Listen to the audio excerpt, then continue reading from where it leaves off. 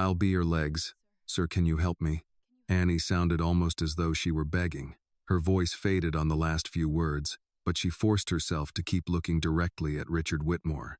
She stood a few steps away from him, her thin hands gripping the handle of an old wicker basket. Mud covered the knees of her faded jeans. Her worn boots were frayed around the edges, their soles nearly smooth after months of carrying her along one forest trail after another. Annie's eyes drifted helplessly toward Richard's motionless legs. They lay stretched out before him without the slightest response. She bit her lip, then lifted her eyes again, her voice more pleading this time. "Please, sir, just hear me out. If you really want to get up that mountain, I can help you." All 6 members of Richard's security detail turned toward her at once. Only seconds earlier, they had been standing around Richard discussing harnesses, trail grades, and how they might get him past the first steep section. 2 of the men had already tried carrying him upward, only to come back down with the backs of their shirts soaked in sweat. One support harness had been removed, and now lay abandoned on the ground.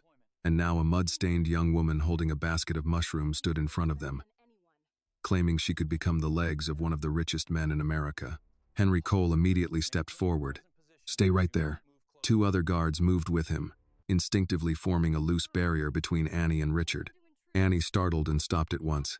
"I'm not trying to hurt him. I only want to talk." "You're close enough," one guard said coldly. Richard raised a hand. "Henry." Henry turned. "Sir? Let her speak." Henry clearly disagreed, but he stepped aside. Richard was sitting on a low boulder beside the trail. His wheelchair stood only a few feet away. 2 guards had transferred him onto the rock while they adjusted the equipment.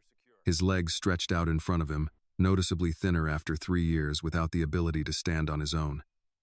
The loose hiking pants around them only made the loss of muscle harder to hide. Richard said nothing at first. He looked Annie over from head to toe. His eyes paused on her muddy old boots, her faded jeans, and the rough fingers curled tightly around the basket handle. Finally, his gaze dropped to the mushrooms inside. "Mushrooms?" Annie looked down at the basket and nodded. "Yes, sir. You came up here to pick mushrooms?" "Yes. I've been gathering them since early this morning. I just came down from farther up." Richard's brow tightened slightly. "Farther up?" "Yes. You've been up on the mountain since this morning?" "Yes, sir." Richard turned toward the winding trail climbing the mountainside. "You took that trail?" Annie nodded. "Many times." Richard watched her for another few seconds before asking, "What exactly did you say to me a minute ago?" Annie froze. She had imagined a moment like this many times. She had wondered what she would say if an opportunity ever came, how she would convince someone to listen to her. But she had never imagined that opportunity appearing in the middle of a mountain trail, while she was wearing her oldest clothes, covered in mud, with 6 security guards staring at her as though she had just said the most ridiculous thing they had ever heard. Annie looked down at her basket. There were only a few pounds of mushrooms inside, mushrooms she had spent the entire morning searching for. Even if she sold every one of them, they would bring in very little. She took a breath, set the basket on the ground, and looked up. "I said, I can be your legs." One of the guards immediately turned his face away and raised a hand to cover his mouth. The man beside him lowered his head, the corner of his mouth lifting. Richard noticed them both. "I heard what you said," he replied. "I want to know what you mean." Annie pointed toward the trail. "You want to get up there, don't you?" "I do, but your men haven't been able to get you up." Henry's expression hardened at once. "Miss, we never said we couldn't." Annie looked at him, then at the 2 guards nearby who were still breathing heavily. But those 2 just had to come back down. "Their shirts are soaked through, and that harness is already lying on the ground." One of the guards failed to hold back a quiet laugh. Henry shot him a sharp look. Annie hurried on, as though afraid that if she stopped speaking for even a second, they would send her away. "I'm not trying to insult any of you. I'm only saying that I know this trail. I know where it gets steepest. I know where the roots cross the path and where the ground becomes slippery. I know where you have to take the longer way around instead of climbing straight up. I've been walking this mountain since I was little." Richard looked at her. "That tells me you know the trail." "Yes, sir." "It still doesn't explain what you mean when you say you'll be my legs." Annie was silent for a second. Then she said it. "I'll carry you." Everything went quiet. A second later, one of the guards laughed out loud. Another shook his head as though he could not believe what he had just heard. Henry stepped forward. "Absolutely not." Annie did not look at him. Her eyes stayed on Richard. Richard did not laugh, but disbelief was written plainly across his face. You just said you're going to carry me? Yes, sir. Up this mountain? Yes. On your back? Annie swallowed. Yes. The guard beside Henry let out a low whistle. Do you have any idea how much Mr. Whitmore weighs? Annie glanced at Richard before shaking her head. Not exactly. And you're still saying you can carry him up a mountain? Henry cut him off. That's enough. This is not happening. Heat rushed into Annie's cheeks. She knew what they saw when they looked at her. An 18-year-old girl in worn boots, mud-covered jeans, carrying a basket of mushrooms worth almost nothing. Standing across from her were large men in professional outdoor gear, wearing expensive watches, radios, and equipment that probably cost more than the bills she struggled to pay every day. One guard glanced at her worn boots again and gave the faintest smirk. Annie lowered her eyes. Her hand tightened into a fist, but only a few seconds later, she raised her head again. I know you think this is funny. No one answered. Annie looked at Richard. But I'm not asking any of you to believe me. Henry frowned. You're asking us to put our employer on the back of a complete stranger. Annie answered immediately. I'm not asking you. Henry went still. Annie turned fully toward Richard. I'm begging him. The smiles disappeared. Richard looked at her more carefully. Annie tried to keep her voice from trembling, but her eyes were already red with embarrassment and the fear that the only opportunity she had might disappear before she could even reach for it. Mr. Whitmore, I know I don't look like someone who could carry you up a mountain. I know every man standing around you is bigger than I am, stronger than I am. I'm not blind. I can see that. Richard asked, then you must also understand why no one here believes you. Yes. So why do you still say you can do it? Annie looked toward the slope. Because they're trying to beat the mountain with strength. Richard narrowed his eyes slightly. And you? I don't beat it. She pointed toward the trail. I move with it. One of the guards gave a small laugh. That sounds nice, but you still have to carry a grown man on your back. Annie turned toward him. I know. What do you weigh, 120 pounds? Maybe. Mr. Whitmore weighs a lot more than you do. Annie answered softly, but firmly. How much I weigh doesn't tell you how much I've had to carry in my life. The guard fell silent. Richard raised a hand before anyone else could speak. He looked directly at Annie. Knowing this trail and carrying a grown man up a mountain are two completely different things. Annie nodded. I know, sir. Are you sure you understand what you're saying? Yes. Richard looked at the basket of mushrooms at her feet, then at the worn clothes on her body. His voice grew colder. If you're just trying to come up with some way to get money out of me, stop right now. Annie froze. The words silenced her. Not because they made her angry, because they touched the very thing she had been trying to hide. She looked down at the basket of mushrooms. Before sunrise, she had already been deep in the woods searching for them one by one. That afternoon, she planned to take them into town and sell them. The night before, she had sat at a table until late, counting the money she had again and again, subtracting it from the tuition payment she needed to make. No matter how many times she did the math, the amount she was short was still far too large. Annie blinked and lifted her head. I need money. Henry turned toward her. Annie did not look away. I need it badly, sir. I don't want to lie to you. Richard kept his eyes on her. For what? School. Her voice became quieter. My tuition deadline is coming. I've done everything I can. I pick mushrooms, take odd jobs, do whatever work people will give me, but it still isn't enough. She looked down at her hands. I'm not asking you to give me money for nothing. Richard studied her. But you only just met me. Yes. And you know who I am? Annie hesitated, then nodded. Yes, sir. So you saw a billionaire and thought I could solve your problem. Annie shook her head. No. Richard frowned. Annie looked down at his motionless legs again. I saw a man who wants very badly to get to the top of that mountain, but can't get there by himself. Richard's expression changed at once. Henry looked at Annie as though he wanted to stop her from saying another word, but she continued. And I want very badly to go to school, but I can't get there by myself either. Her voice caught slightly. You need legs. Annie placed one hand against her chest. And I need a chance. No one laughed now. Henry stepped forward. That's enough. No. Richard spoke. Henry turned toward him. Sir, we cannot seriously consider this. We don't know her. We don't know whether she has any training, what kind of physical condition she's in, or how long she can handle that kind of weight. All it takes is one slip. I understand. Richard said.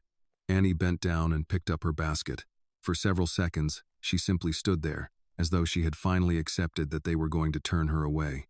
Then she looked at the boulder beside Richard. She lowered the basket again. This time, she planted it firmly on the ground. I can do it. Richard looked at her. A moment ago you said you thought you could do it. Annie pressed her lips together. Yes. And now you're saying you can? I know this trail. I know how to carry weight uphill. I know when to stop, when to shift my footing, and exactly where not to step. Richard still looked unconvinced. You're avoiding my question. Annie drew a deep breath. Then she looked straight into his eyes. Then please, sir, give me one chance to prove it. Henry immediately stepped in. No one is putting Mr. Whitmore on your back. Not even for a few steps. Annie turned toward him. I never said the test had to start with him. Richard went silent. His gaze moved from Annie's young face, still flushed with embarrassment, down to her calloused hands, her mud-stained jeans, her nearly worn-through boots, and the basket of mushrooms she had spent all morning gathering. For years, people had approached Richard Whitmore in expensive suits, carrying polished proposals and carefully rehearsed words. The girl standing in front of him had none of those things. She had only a basket of mushrooms, a strong pair of legs, and the pleading look of someone who seemed to have run out of every other choice. Richard still did not believe Annie could carry him up Eagle's Crown, but now he wanted to understand why she was willing to place all her hope in such an impossible offer. He looked around, then pointed toward a large boulder beside the trail. All right. Henry immediately frowned. Richard did not look at him. His eyes remained on Annie. You want me to believe you can carry a grown man up Eagle's Crown? Annie looked at the boulder, then back at Richard. Yes, sir. Then stop telling me. He pointed toward the boulder. Show me. Annie followed Richard's finger toward the large boulder beside the trail. It was misshapen, half buried in the damp earth, with green moss clinging to its rough edges. She set her basket of mushrooms down, brushed a few loose strands of hair from her forehead, and stepped toward it. Henry immediately frowned. You don't have to do this. This isn't a competition. Annie stopped beside the boulder. She looked at Henry, then at the men standing around Richard. Only minutes earlier, some of them had been trying to hide their smiles. When she said she could carry Richard up the mountain, Annie's hands slowly tightened into fists. If no one believes me, her voice grew quieter, then how am I supposed to make him give me a chance? No one answered. Annie lowered her eyes. Mud had dried across the knees of her faded jeans. One sleeve was torn near the elbow. Her old boots were so badly scuffed that their original brown leather was barely visible anymore. As she placed both hands on the boulder, her thin wrists showed beneath her sleeves. Richard noticed everything. He looked at Annie's calloused hands, then at the basket of mushrooms she had left on the ground. A few mushrooms leaned against one side, while the rest had been arranged carefully, as though she could not afford to let even one of them get crushed. Annie slipped her fingers beneath the edge of the boulder. Henry stepped forward. Wait, if you're determined to try this, don't lift with your back. Use your legs. Yes. Annie drew a deep breath, but just as she started to lower herself, Richard's voice came from behind her. Stop. Annie froze. All 6 guards turned toward him. Richard looked at her. Forget the rock. Annie slowly straightened, confusion crossing her face. But you just told me to prove it. I changed my mind. Henry immediately turned toward Richard. Richard? Richard never took his eyes off Annie. That rock isn't what you offered to carry. The trail suddenly went silent. Annie stared at him, not quite understanding. Richard placed one hand on his leg. You said you could carry me. Annie's eyes widened. Yes, sir. Then don't prove it with a rock. He leaned slightly toward her. Carry me. Henry stepped forward at once. No. His voice was sharp enough to make Annie flinch. Absolutely not, Richard. That's too dangerous. Henry. She's a young woman we just met in the middle of the woods. Henry gestured toward Annie. We know nothing about her health. We don't know what kind of training she has. We don't know how much weight she can handle. If her legs give out, both of you could get hurt. Annie lowered her eyes. One of the guards glanced at her. His gaze fell almost involuntarily to her boots, their soles nearly worn through. No one was smiling anymore. Richard continued watching Annie. You heard Henry. Annie nodded. Yes, sir. You still want to try? The question made her look up. There was fear in her eyes now. But something else was there too, something dangerously close to pleading. Please, sir. Her voice caught. Annie quickly lowered her face, fighting to swallow the emotion before she continued. Please don't change your mind just because I look like this. Richard frowned slightly. Annie looked down at her clothes. I know I'm small. I know my clothes are old. And I know the men standing here look at me and think I can't do anything. One of the guards lowered his head. Annie clasped her hands tightly in front of her.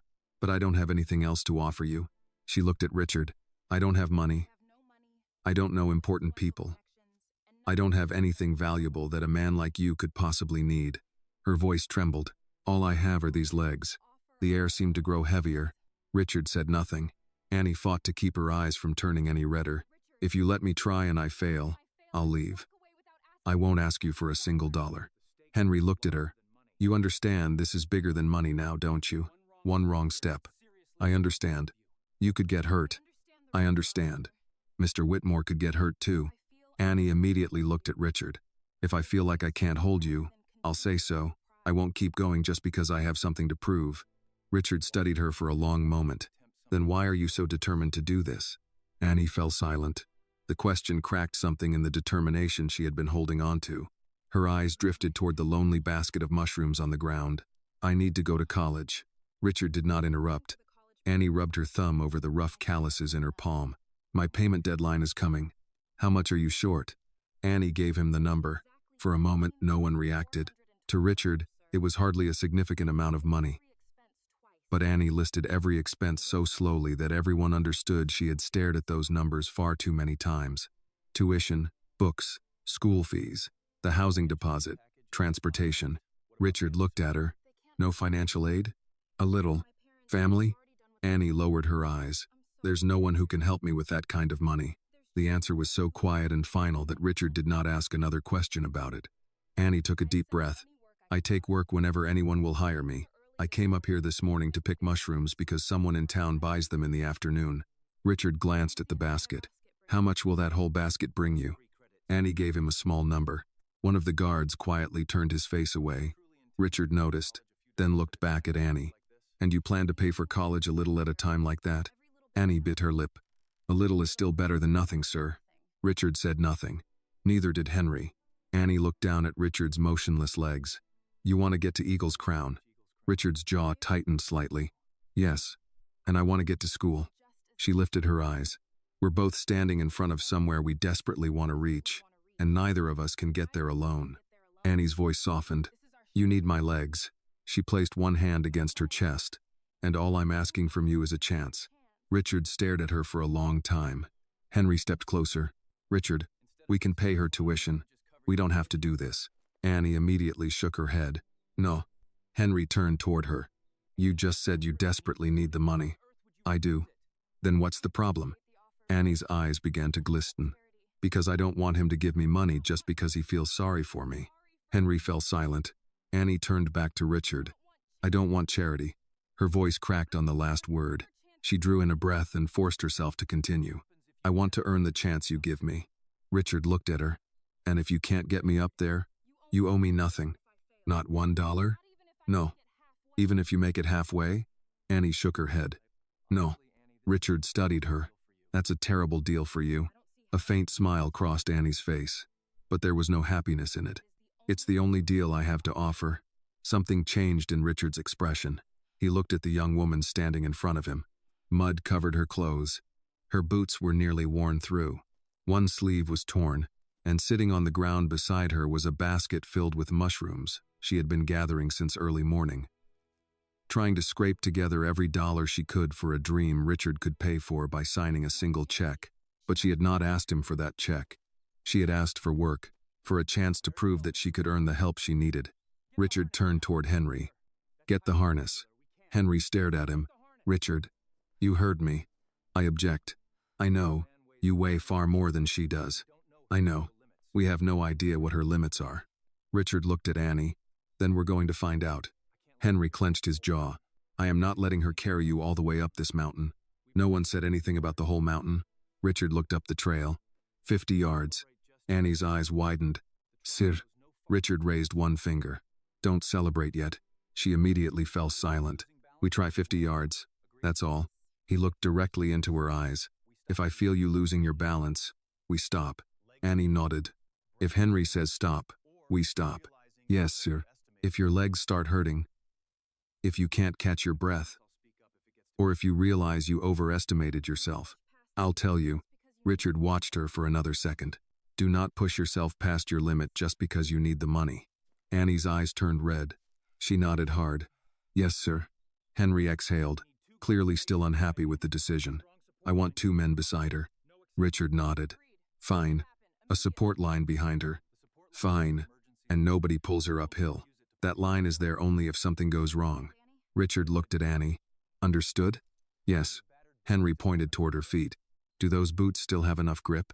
Annie looked down at her worn boots. The question made her cheeks flush. They're still good. Henry crouched to inspect the soles. He ran a finger over the worn rubber, then looked up at her. How long have you been wearing these? Annie hesitated. A while. How long? She did not answer. Henry looked at Richard. Nothing more needed to be said.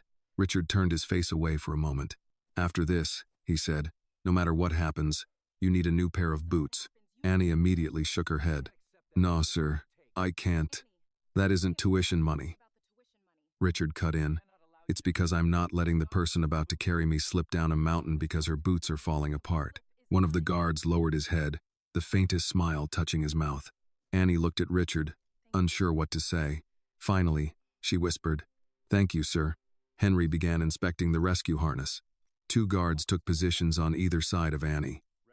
One checked the metal buckles, while the other held the support line. Henry personally tightened every connection, then checked them all a second time. Annie stood between them, rubbing her palms nervously against her jeans. Richard noticed that her hands were trembling. Are you scared? Annie looked at him. After a moment, she nodded. Yes. The answer seemed to surprise him. Then why not stop? Annie looked toward the trail climbing toward Eagle's Crown. Because I'm more afraid of giving up on college. Richard said nothing after that. 2 guards lifted him from the boulder. Annie turned her back to him and lowered herself. The moment Richard was positioned against her back, Annie felt the full weight settle onto her. Her knees dipped. Henry immediately raised a hand. Wait. Annie breathed hard. I'm okay. Don't tell me you're okay before I ask. Henry checked the straps one more time. Richard could feel Annie's breathing quicken beneath him. She was smaller than he had expected. He looked down at the narrow shoulders now carrying his weight. Hey. Yes, sir? You can still change your mind. Annie lowered her head. A bead of sweat fell from her chin and disappeared into the dirt. Her hands closed tightly around the straps. Sir. Her voice was so quiet that Richard had to lean closer to hear her. If I walk away today, I'll still wake up tomorrow owing that tuition. She swallowed. I'll still have to pick mushrooms. I'll still have to take whatever work people are willing to give me. I'll still have to watch that deadline get closer while wondering what else I can possibly do. Annie closed her eyes for a second. So please, don't ask me to walk away again. Richard went still. Even Henry had nothing to say. If Annie's courage touched your heart, please like this video and let us know in the comments where you're watching from. And don't forget to subscribe to the channel for more powerful and heartwarming stories like this one. Annie opened her eyes. She planted her worn boots firmly into the damp earth, searching for solid footing between the exposed roots. Stay close against my back. Richard did as she asked. If I tell you to lean left, I lean left. If I tell you to lean right, I lean right. If I tell you not to move, I won't move. Annie drew in a deep breath. All right. Henry stood close beside her left shoulder. Slowly. You don't have to prove anything to anybody. Annie stared at the trail in front of her. No. Her voice trembled slightly. This time, I need to prove it to myself. She tightened her grip on the straps. Then her legs began to push. Annie's entire body trembled from the very first moment. Her knees nearly buckled again, and both guards immediately reached toward her. Don't. The word burst from her. Both men stopped. Annie clenched her teeth. The heels of her worn boots dug into the earth. Her narrow shoulders shook violently beneath Richard's weight. A little higher, then a little more. Richard could feel every tremor passing through her body. If you can't, please don't tell me I can't. Her voice broke with such desperation that it sounded almost like a plea. Richard fell silent. Annie dragged in another breath. Then, with the same legs that had carried her over countless forest trails, with the small back 6 men had been certain could never support Richard's weight, she pushed upward again. An inch, then another. Her legs shook violently, but she kept rising. Henry stared at her, his eyes widening. The guard who had laughed at Annie earlier now clutched her basket of mushrooms in his hand, every trace of mockery gone from his face. Richard said nothing either.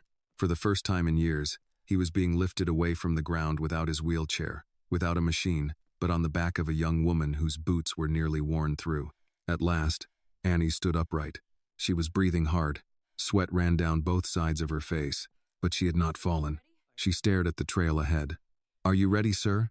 Richard looked at the side of her face, flushed red from the effort. Only moments ago, he had been the one giving her a test. Now he was no longer certain which of them was truly being tested. Richard tightened his hands around the straps. "Let's go." And Annie took her first step toward Eagle's Crown. Annie rose slowly, driving through her legs while the harness tightened across her shoulders and hips. Richard's weight settled close against her back. She stopped for a second, adjusted one foot, then straightened. Henry was beside her immediately. "How does it feel?" "Heavier than the rock." One of the guards almost smiled, but Annie continued before anyone could comment. "Better balanced, though." Richard's arms rested where Henry had instructed, allowing him to support his upper body without pulling Annie off center. "You can put me down," Richard said. "No one's going to hold it against you." Annie checked the trail ahead. "I just stood up. That wasn't the difficult part." "I know." Henry pointed toward the first bend. 50 yards. Nothing more. "We evaluate after that." Annie nodded. "Take your time," he added. She stepped forward. The first few strides were awkward. Richard felt every adjustment beneath him as Annie searched for the right rhythm. Then her steps became shorter and more regular. 1, 2, 3. She did not try to move the way the guards had earlier. Where the trail climbed directly, Annie moved toward the firmer edge, crossed several feet at an angle, then turned back. Richard noticed immediately. "Why are you going sideways?" "Because straight up wastes energy." "It's farther." "Farther isn't always harder." Henry followed only a few feet away, with 2 guards positioned on either side. Another carried Annie's mushroom basket. Richard looked over his shoulder as much as the harness allowed. "You hear that, Henry?" "I hear it. She's criticizing your route." Henry answered without missing a step. "At the moment, sir. She's doing better than we did." Annie gave a small laugh despite the effort. Richard heard it. "You enjoying this?" "A little." "Why?" "Because 10 minutes ago everybody thought I was crazy. We haven't ruled that out." "That's fair."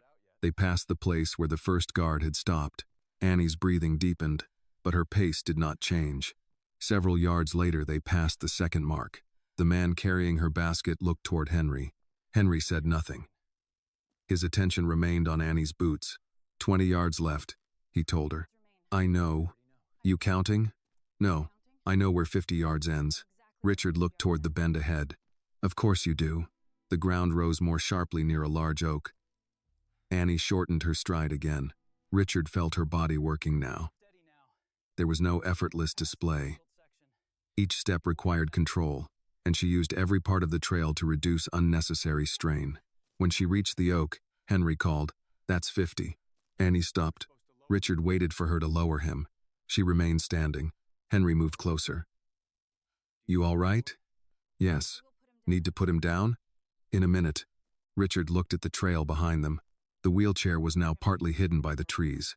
He had expected Annie to struggle through a few steps and admit she had misjudged the task. Instead, she had carried him farther than either guard had managed without once losing her rhythm. "You're tired," he said. "I'm carrying a grown man uphill. I'm supposed to be tired." Richard's mouth moved into a brief smile. "At least you're honest." Annie shifted her feet. "Can I ask you something? You seem comfortable doing that. If I get you all the way to Eagle's Crown, are you serious about helping me with school?" Henry looked at Richard. Richard answered, "I haven't agreed to anything yet." Annie's shoulders dropped slightly. He felt it through the harness. "Then why am I carrying you?" "To find out whether you actually can." "That sounds like I'm doing my part before you decide whether you have one."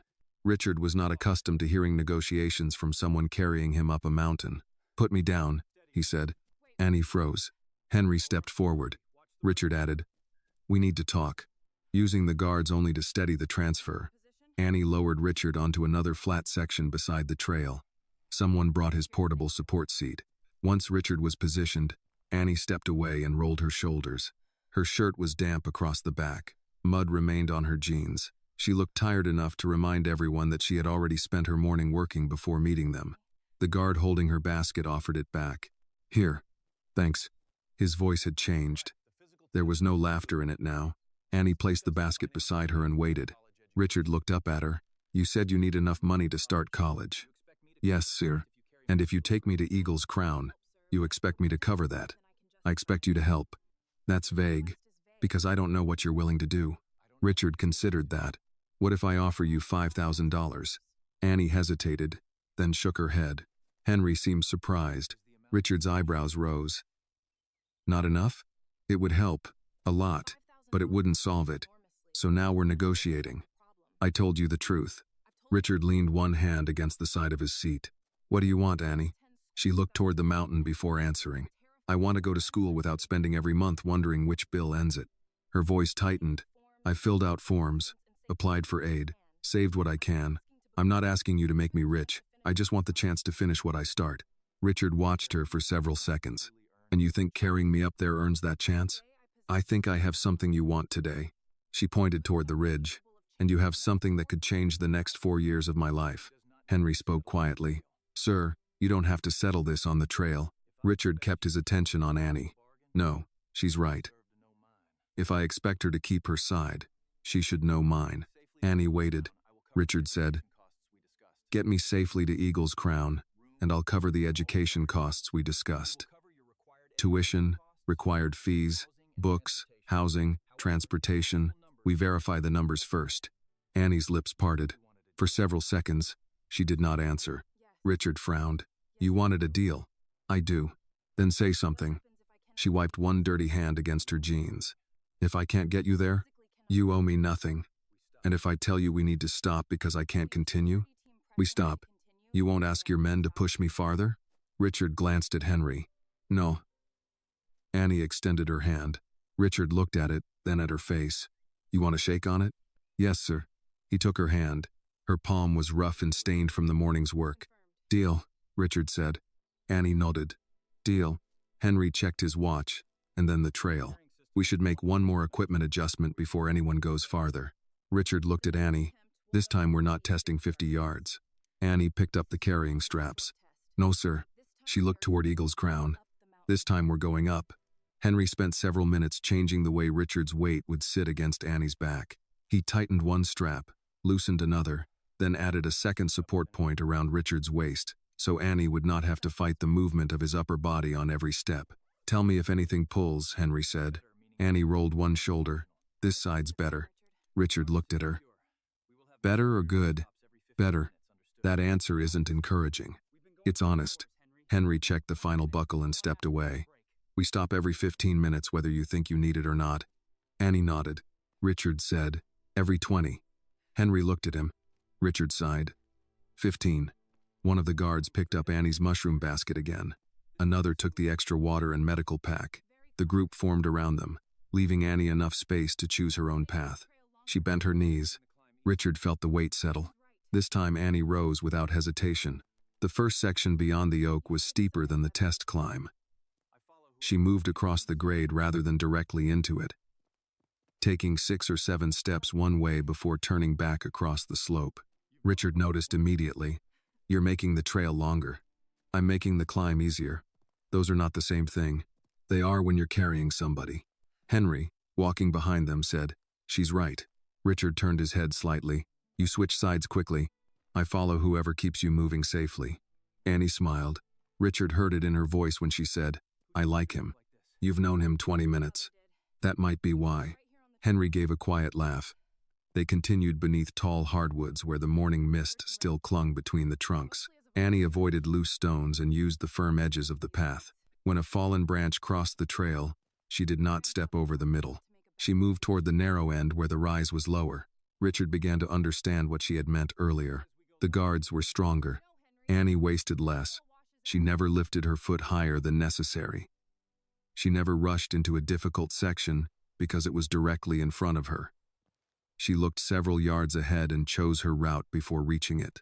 "Who taught you this?" Richard asked. Annie's breathing was deeper now, but she could still speak. My grandfather. He a climber? Forestry work.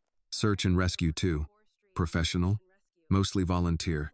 Richard glanced at the old canvas strap integrated into the carrying system. And he taught you to carry people? He taught me how not to make a bad situation worse. That sounds useful. It is.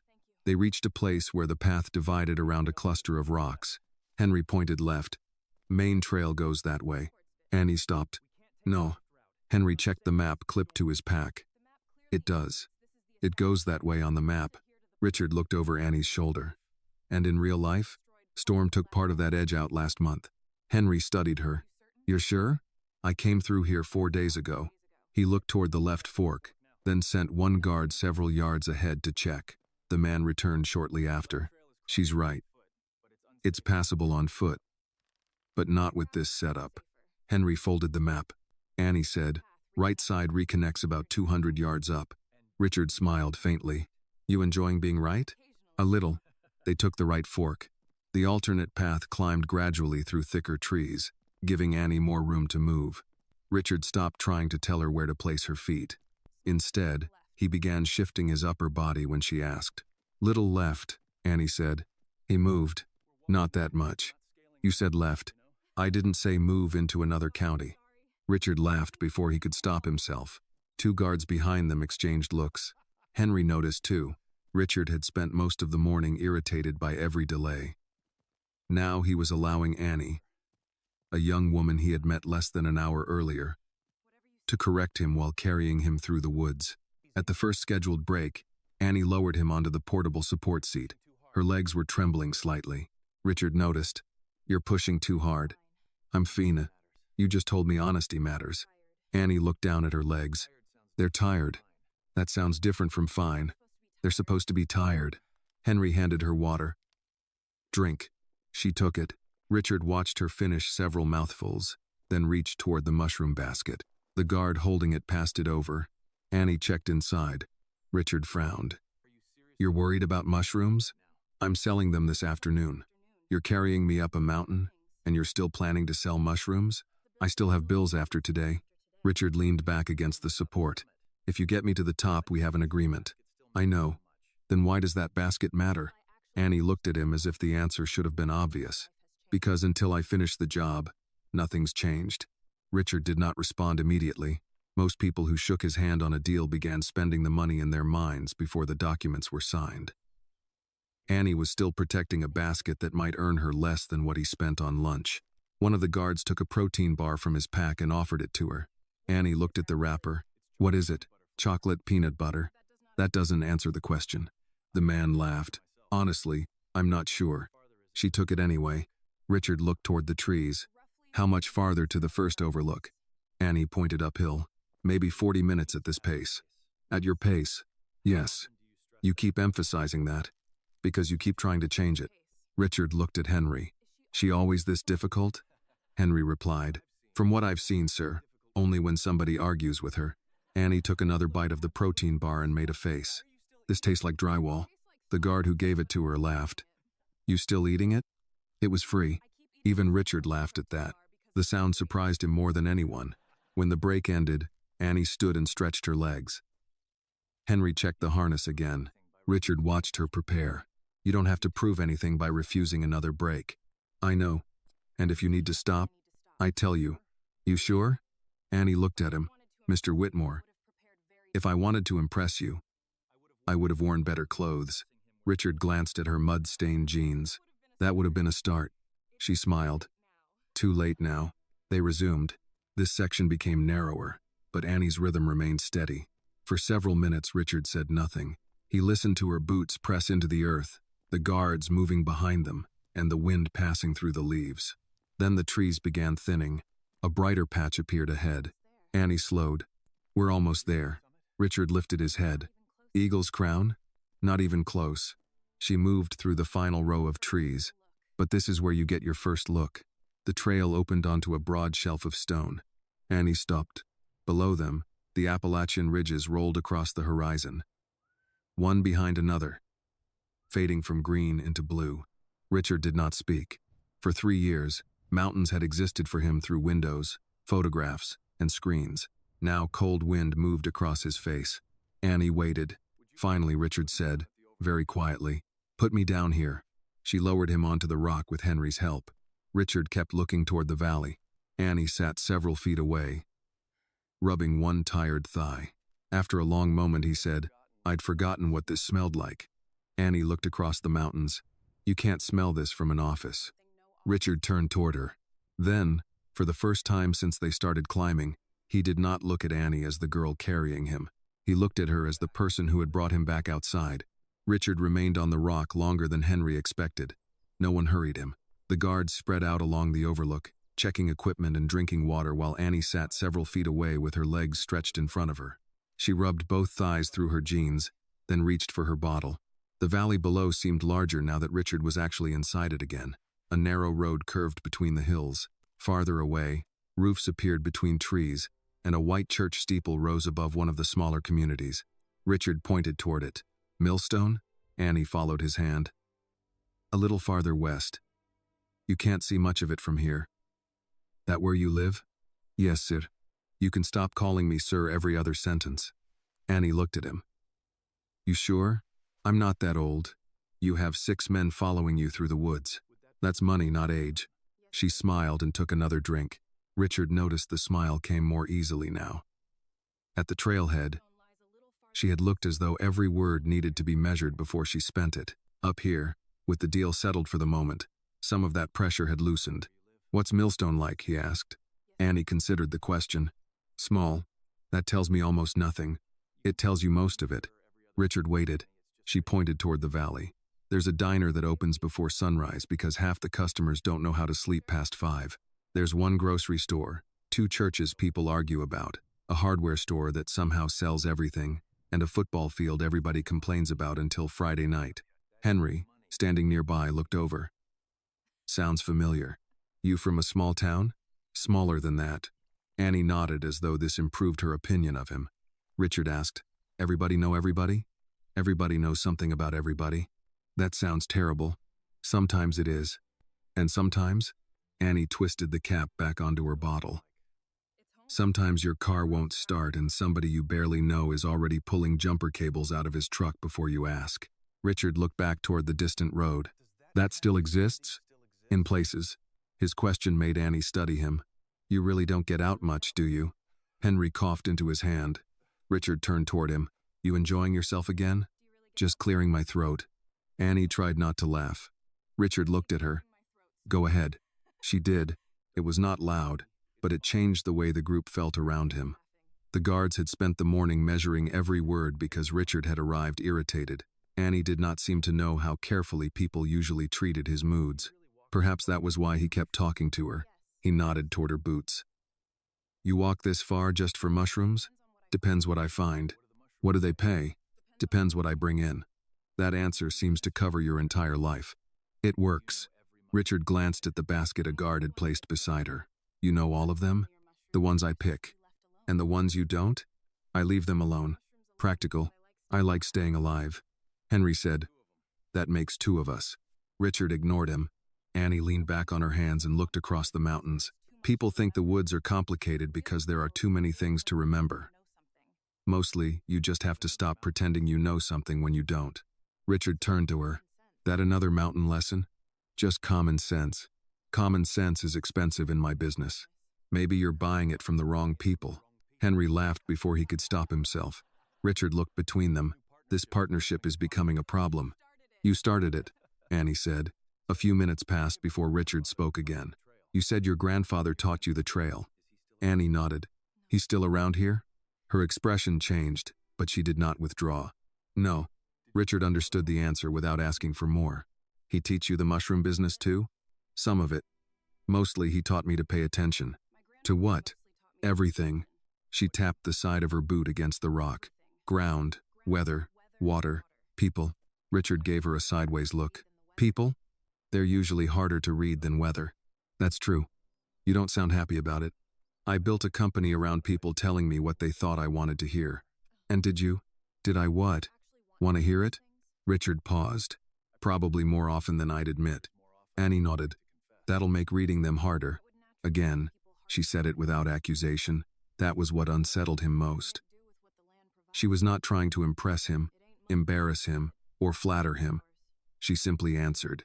Richard looked down at his hands. Your grandfather sounds like he knew a few things. He did. You miss him? Yes. The answer was immediate. Richard expected more. But Annie did not add anything. He respected that. One of the guards walked over with a small packet of trail mix and handed it to her. You need something besides that drywall bar. Annie accepted it. This one real food? Mostly. She opened the packet and inspected it. Peanuts, raisins, chocolate. I know what all those are. High standards. I've got standards because I'm poor. Can't afford to waste money on bad food. The guard chuckled and returned to the others. Richard watched her eat. You talk about being poor pretty easily. Annie's hand stopped halfway to the packet. I didn't say I liked it. I didn't mean that. I know. She looked out over the valley again. It's just a fact. Being embarrassed about it doesn't change the bank account. Richard said nothing. She continued. People act like if you don't have money, you're supposed to hide it so everybody else feels comfortable. I don't see the point. And you think college changes that? I think college gives me a better chance. A chance at what? Annie looked at him. At choosing what happens next. The answer stayed with Richard. Henry checked his watch. We should move. Annie immediately closed the trail mix packet and pushed herself to her feet. Richard looked up at her. Ready? She stretched one leg, then the other. Give me 2 minutes. No argument from me. Annie raised an eyebrow. You're learning. Don't get used to it. Henry prepared the harness while Annie walked a short circle to loosen her legs. When she returned, Richard studied her carefully. You tell me when you need a break. I will. Before you need one. She nodded. Before. Once Richard was secured against her again, Annie rose with the same controlled effort as before. They left the overlook behind and entered the trees. For the next several minutes, conversation became unnecessary. Annie concentrated on her footing while Richard adjusted his weight when she asked. The group moved as one unit now, no longer 6 professionals following a stranger, but people beginning to understand how each person fit into the climb. Then Annie slowed. Henry noticed. What is it? She lifted her head. A steady rushing sound could be heard somewhere ahead. Water. Richard listened. The creek? Yeah. Annie took several more steps, then stopped where the trail curved downhill toward the sound. Her expression tightened. Henry moved beside her. Problème? Annie looked through the trees toward the crossing. It's running higher than it usually does. Richard followed her attention. How much higher? Annie considered the sound for another moment. Enough that I want to see it before we decide anything. For once, Richard did not tell her to keep moving. Then we look first. Annie nodded, and together they headed toward the creek. The sound grew stronger as they moved downhill. Annie slowed before the trees opened, then raised one hand. Stop here. Henry came up beside her. What do you see? Not enough yet. She waited while 2 guards helped Richard onto the portable support seat. Once the weight was off her shoulders, Annie walked toward the creek alone, stopping several feet from the bank. The crossing was still there, but the water covered most of the flat stones people normally used. Brown leaves spun in small circles near the edge, and the current moved fast enough to make the shallow section difficult to judge. Henry joined her. You crossed this 4 days ago? Water was below those rocks. She pointed toward a line of stones now half covered. Rain farther up the ridge probably fed into it. Henry studied the crossing. We can use a line. Not here. He looked at her. Annie picked up a branch and reached toward the water, testing the bottom close to shore. The rocks are slick, and the current hits from the side. Carrying someone changes everything. Richard called from behind them. How long are we talking? Annie turned. I don't know yet. That creek is 20 feet across. At this spot, Richard caught the distinction. You know another one? Maybe. Henry unfolded his trail map. The mapped crossing is here. I know. You said maybe, because I need to check what the water did upstream. Richard looked toward the ridge. How far? Could be 10 minutes. Could be 20. He glanced at the water again. We can cross here. Annie's expression changed. No. Richard looked at her. You haven't even tried. I don't need to. We have ropes, trained men and equipment. And wet rocks. Henry looked between them. Richard continued. We're losing time. Annie walked back toward him. With respect, that doesn't matter. It matters to me. Then you picked the wrong person to carry you. One of the guards looked down, hiding a reaction. Richard's jaw tightened. Explain that. Annie pointed toward the creek. You hired my legs. You didn't hire me to make bad decisions because you're impatient. Henry lowered the map slightly. Richard looked at him. You agree with her? Yes. You didn't even hesitate. I don't need to. She's right about this crossing. Richard looked from Henry to Annie. For most of his adult life, meetings had ended when he made a decision. People could disagree. But once Richard Whitmore said move, somebody moved. Annie simply stood there in muddy boots and waited for him to accept that the mountain did not care who signed the checks. He tapped one finger against the arm of the seat. 20 minutes. Annie nodded. That should be enough. Henry sent one guard with her, but Annie chose the route. They disappeared between the trees while Richard remained near the creek with the rest of the team. 10 minutes passed. Then 15. Richard checked his watch. Henry noticed. She knows the area. That doesn't make waiting enjoyable. Nothing makes waiting enjoyable for you. Richard gave him a look. Henry almost smiled. A few minutes later, Annie returned. There's another crossing upstream. Better? Henry asked. Longer, shallower, gravel underneath instead of smooth rock. Richard asked. How much longer does it add? Maybe half a mile. His face hardened. Half a mile? That's the safer route. We go half a mile upstream just to cross, then come back. It reconnects with the trail higher up, so it's not entirely wasted distance. No distance is wasted if it keeps us moving. Richard gave a dry laugh. You always have an answer? Not always. When don't you? When I don't know. That stopped him. Henry folded the map. I recommend the upstream route. Richard looked at Annie. Of course you do. Annie reached for the harness. You can complain while I carry you. One guard laughed. Richard pointed at him. I remember faces. Yes, sir. They prepared again. Once Richard's weight settled against her, Annie stood, waited until the straps felt right, then headed upstream. The alternative route was not easier in every way. Roots crossed the path, and the ground rose and dipped beside the creek. But Annie kept the pace moderate. She no longer seemed interested in proving how fast she could move. Richard noticed. You slowed down. I'm saving my legs. For later? For the whole mountain. He considered that. After several minutes, he said, I probably would have crossed back there. I know. You say that like it's obvious. It was. Why? Because you looked at the water and saw something in your way. And what did you see? Water. Richard was quiet for a moment. Annie continued, if you take it personally, you make bad choices. You think I take a creek personally. I think you take no personally. Henry coughed behind them.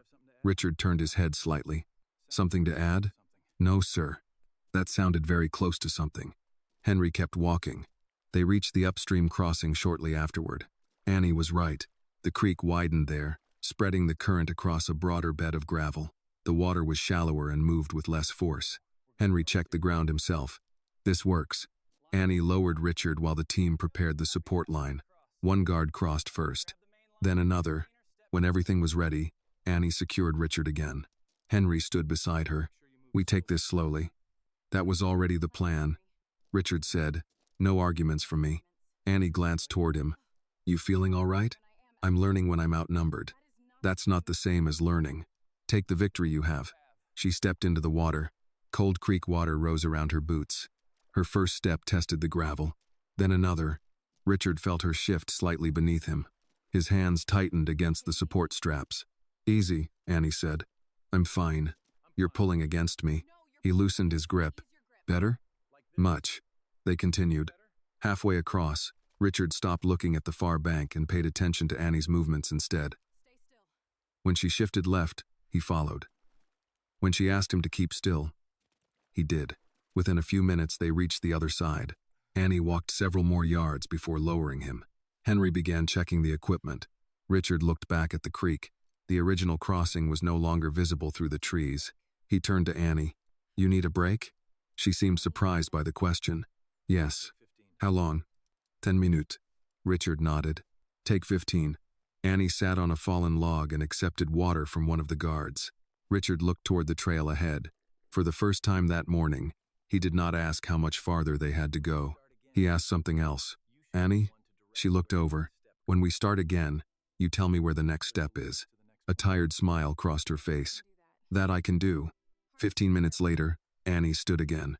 She flexed her fingers, stretched one leg at a time, then checked the straps with Henry.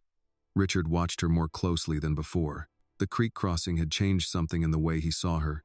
She was no longer simply the young woman who had made an outrageous offer at the trailhead. She had made a decision his entire team had accepted, and she had been right. You ready? He asked. Annie nodded. If you are, that's becoming a dangerous question. Only if you keep arguing. Henry secured the final buckle. She has a point. Richard looked at him. I'm surrounded. Annie bent her knees. Richard settled against her back, and she rose with more effort than earlier. She remained in place for several seconds before taking the first step. Richard noticed. You sure? I'm sure. That sounded expensive. It means you're heavier after lunch. I haven't had lunch. Then I'm running out of explanations. He laughed quietly, and they started uphill. The trail beyond the creek was less steep for the first quarter mile, though roots crossed the ground in nearly every direction. Annie used the easier grade to find a steady rhythm. Richard waited several minutes before speaking. You said you've been saving for school. Yes. How long? A while. That answer again. Annie adjusted one foot around a root. You ask questions like an accountant. I employ accountants. They give better answers. They probably get paid better too. Richard smiled. All right. What have you been doing for the money? Mushrooms, yard work, cleaning, helping people haul things, weekend shifts when I can find them. And that pays for college? No. The answer came so quickly that Richard almost laughed again. Then why do it? Because not enough is still more than nothing. He had no immediate reply to that. A few yards behind them, the guard carrying Annie's basket changed it from one hand to the other. Richard said, You could take loans. I could, but Annie stepped around a patch of soft ground. Loans don't make the bill disappear. They move it. Most people borrow for school. I know. You don't like debt? I don't like owing money I don't know how I'll repay. That's more responsible than most companies I've bought. Annie smiled but kept her attention on the trail. Richard continued. You said you got financial aid. Some. Scholarships? Some. And there's still a gap. Yes. How big? You already asked me that. I'm asking why. Annie was quiet for several steps. Because getting accepted and being able to go aren't the same thing. Richard heard the change in her voice. What happened? Nothing happened. That usually means something happened. Annie exhaled and kept walking. I filled out everything they told me to fill out. Applications, aid forms, scholarship forms. I did the interviews, wrote the essays, sent the transcripts. Every time somebody said there was another place to apply, I applied. And some people helped. But not enough. No. Richard shifted slightly when Annie asked him to. She continued after a moment. I went to an admissions event last month. A woman asked whose family I was with. Richard frowned. What did she mean? She thought I was somebody's guest. Did you tell her you'd been admitted? Yes. What did she say? That she was sorry. Richard waited. Annie gave a tired little laugh. Then she asked if I was there on an athletic scholarship. Richard's expression changed. Are you an athlete? No. So why would she ask that? Annie did not answer. She did not need to. Richard looked toward the trail ahead. After several seconds, he said, That happens often? Enough. You think it was because you're black. I think people see what they expect first. The words were not angry. That made them harder to dismiss. Richard considered the morning at the trailhead. Mud-covered jeans, old boots, mushroom basket, young black woman approaching a billionaire. His first question had been about money. He had assumed what she wanted before he understood what she offered. You think I did that too? Annie slowed slightly. I didn't say that. You didn't have to. Now she laughed once. That sounds familiar. Richard remembered saying almost the same thing to her earlier. Answer me. Annie took another careful step. You saw somebody who needed money. You did need money. Yes. That doesn't make the assumption wrong. No. But it wasn't everything. Richard was quiet. Annie went on. You didn't know I knew the mountain. You didn't know I could carry weight. You didn't know what I wanted to study. You knew what my clothes looked like and that I asked for help. Richard could have defended himself. Instead, he said, Fair. Annie glanced slightly over her shoulder, surprised. That's it? What do you want, an argument? No. Good. I'm conserving energy. She smiled. They continued another 100 yards before Richard spoke again. Why physical therapy? Annie's pace remained steady. I told you. You gave me the short answer. That was the good answer. I want the other one. She thought for a while. I've seen people need help standing up, getting dressed, getting into a car, walking 10 feet. Sometimes the person helping them makes them feel like they're a problem. Richard looked down at his own hands. And sometimes? Sometimes somebody does the same job and you still feel like yourself afterward. Richard said nothing. Annie continued. I want to be that kind of person. The trail became steeper, and her breathing deepened. Helping somebody shouldn't make them feel smaller, she said. This time Richard had no joke ready. For 3 years, people had opened doors for him, lifted him, transferred him, moved chairs, cleared pathways, and asked whether he needed assistance. Most meant well. Somehow, Annie had understood the part he had never known how to explain. The difference between receiving help and being reduced to the help you required. You know, he said, for somebody asking me to pay for an education, you spend a lot of time criticizing the way people like me think. I'm not criticizing you. You told me I was impatient, stubborn, and made bad decisions around water. I never said stubborn. You implied it. That doesn't count. Henry spoke from behind them. It counts. Richard turned his head. Nobody asked you? Annie laughed, then suddenly stopped.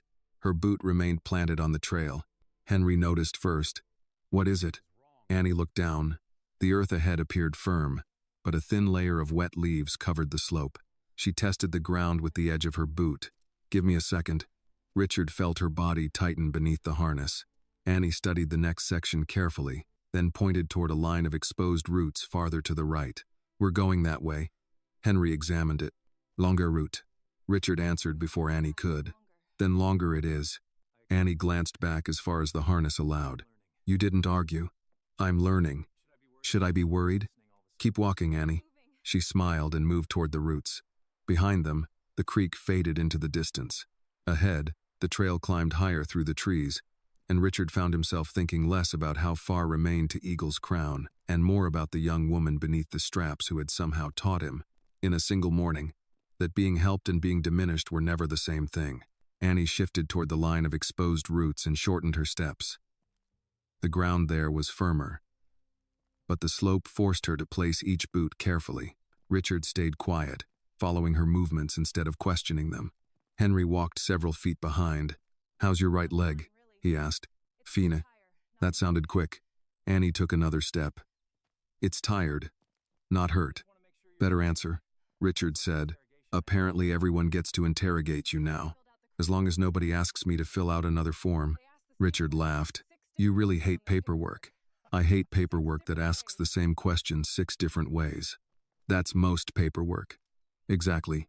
The trail turned around a thick oak. Annie planted her left foot, then tested the ground ahead with her right boot. A layer of wet leaves shifted under the sole. She stopped. Richard felt the change immediately. What is it? Nothing. Stay where you are. That's difficult when I'm attached to you. Then be difficult without moving. Henry came closer. Annie moved her foot back and searched for another place to step. Before she found it, the leaves slid several inches downhill. Her right boot moved with them. Annie dropped one knee to the ground. Henry caught the rear support strap at once. Another guard steadied Annie's shoulder while Richard gripped the front section of the harness. Nobody went down. The entire movement lasted only a few seconds. Still, when Annie settled onto both knees, her hands were tight around the straps. Henry spoke first. Don't move yet. I'm okay. I didn't ask. Richard's voice came from directly behind her. Annie, I said I'm okay. You also said you'd tell me before you needed to stop. She did not answer. Henry kept one hand on the harness while the guards helped remove Richard's weight from Annie and transfer him to the portable support seat a few yards away. Once Richard was secure, Annie stood. Her right knee was covered with wet dirt. Henry examined the fabric. Anything hurt? No. Twist your ankle? No. Knee? It's fine. Walk. Annie gave him a look. Henry pointed toward the trail. 10 steps. She walked 10 steps, turned, and came back. No pain, she said. Henry nodded. Good. Richard had not spoken. Annie looked at him. He was watching the patch of leaves where her foot had shifted. It wasn't a fall, she said. I know what happened. I caught myself, with Henry holding the harness. He did his job, and if he hadn't, Annie frowned. But he did. Richard looked at her. We're stopping. For a break? For the climb. Annie's face changed. No. Yes. We're not even close to the top. I know. You made a deal. I also have a functioning brain. So do I. That's exactly why you should understand me. Henry stepped between the argument before either of them raised their voice further. She isn't injured. Richard looked at him. That's not the point. It matters. She's exhausted. Annie crossed her arms. I'm standing right here. Richard turned toward her. And I'm the reason you almost put your knee into the ground. No? Wet leaves are the reason. You were carrying me. Yes. 100 pounds of stone doesn't complain if you stop. Neither did you. That is not helping your argument. Annie pressed her lips together. Richard continued. You proved your point. You carried me farther than any of my people expected. Farther than I expected. I'll still help with school. Annie went still. Henry looked at Richard. Annie asked, even if I stop? Yes. No. Richard frowned. No? I don't want it that way. You're turning down college money because I don't want you hurting yourself. I'm turning down being paid for a job I didn't finish. You carried me halfway up a mountain. That wasn't the deal. Plans change. Not because things get hard. Richard's voice rose. This isn't about hard. I watched your leg give. It didn't give. The ground moved. You went down, to one knee, while carrying me, and everybody did exactly what they were supposed to do. Henry nodded. She's right about that. Richard turned sharply. You're encouraging this? I'm saying the system worked. We had support personnel, controlled spacing, and immediate assistance. She's not injured. Annie looked at Richard again. I knew the ground might be bad. I chose another route. I tested it. One patch shifted anyway. That happens out here. Richard shook his head. You're 18. And? You shouldn't have to risk your body to pay for school. The words came out harder than he intended. Annie's expression changed from frustration to something more personal. You think I don't know that? Richard stopped.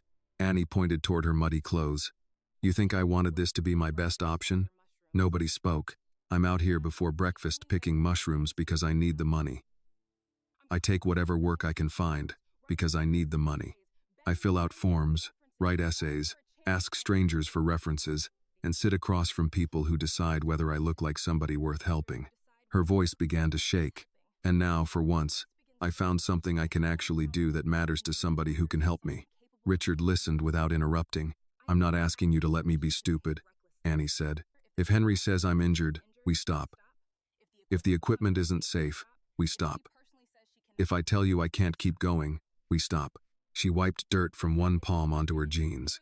But don't decide for me that I'm finished just because you got scared. Richard looked at her for several seconds. That's what you think this is? Yes.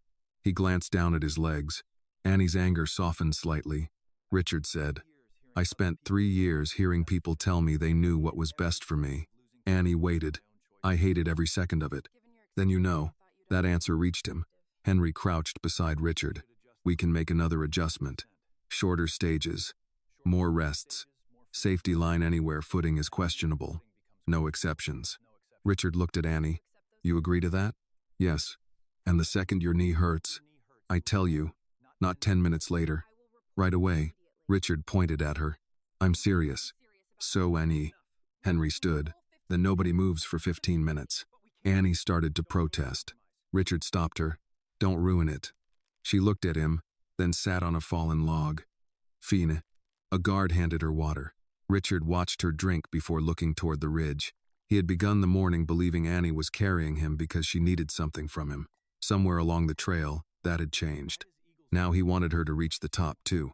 After several minutes, he asked quietly, Why does Eagle's crown matter to you? Annie lowered the bottle.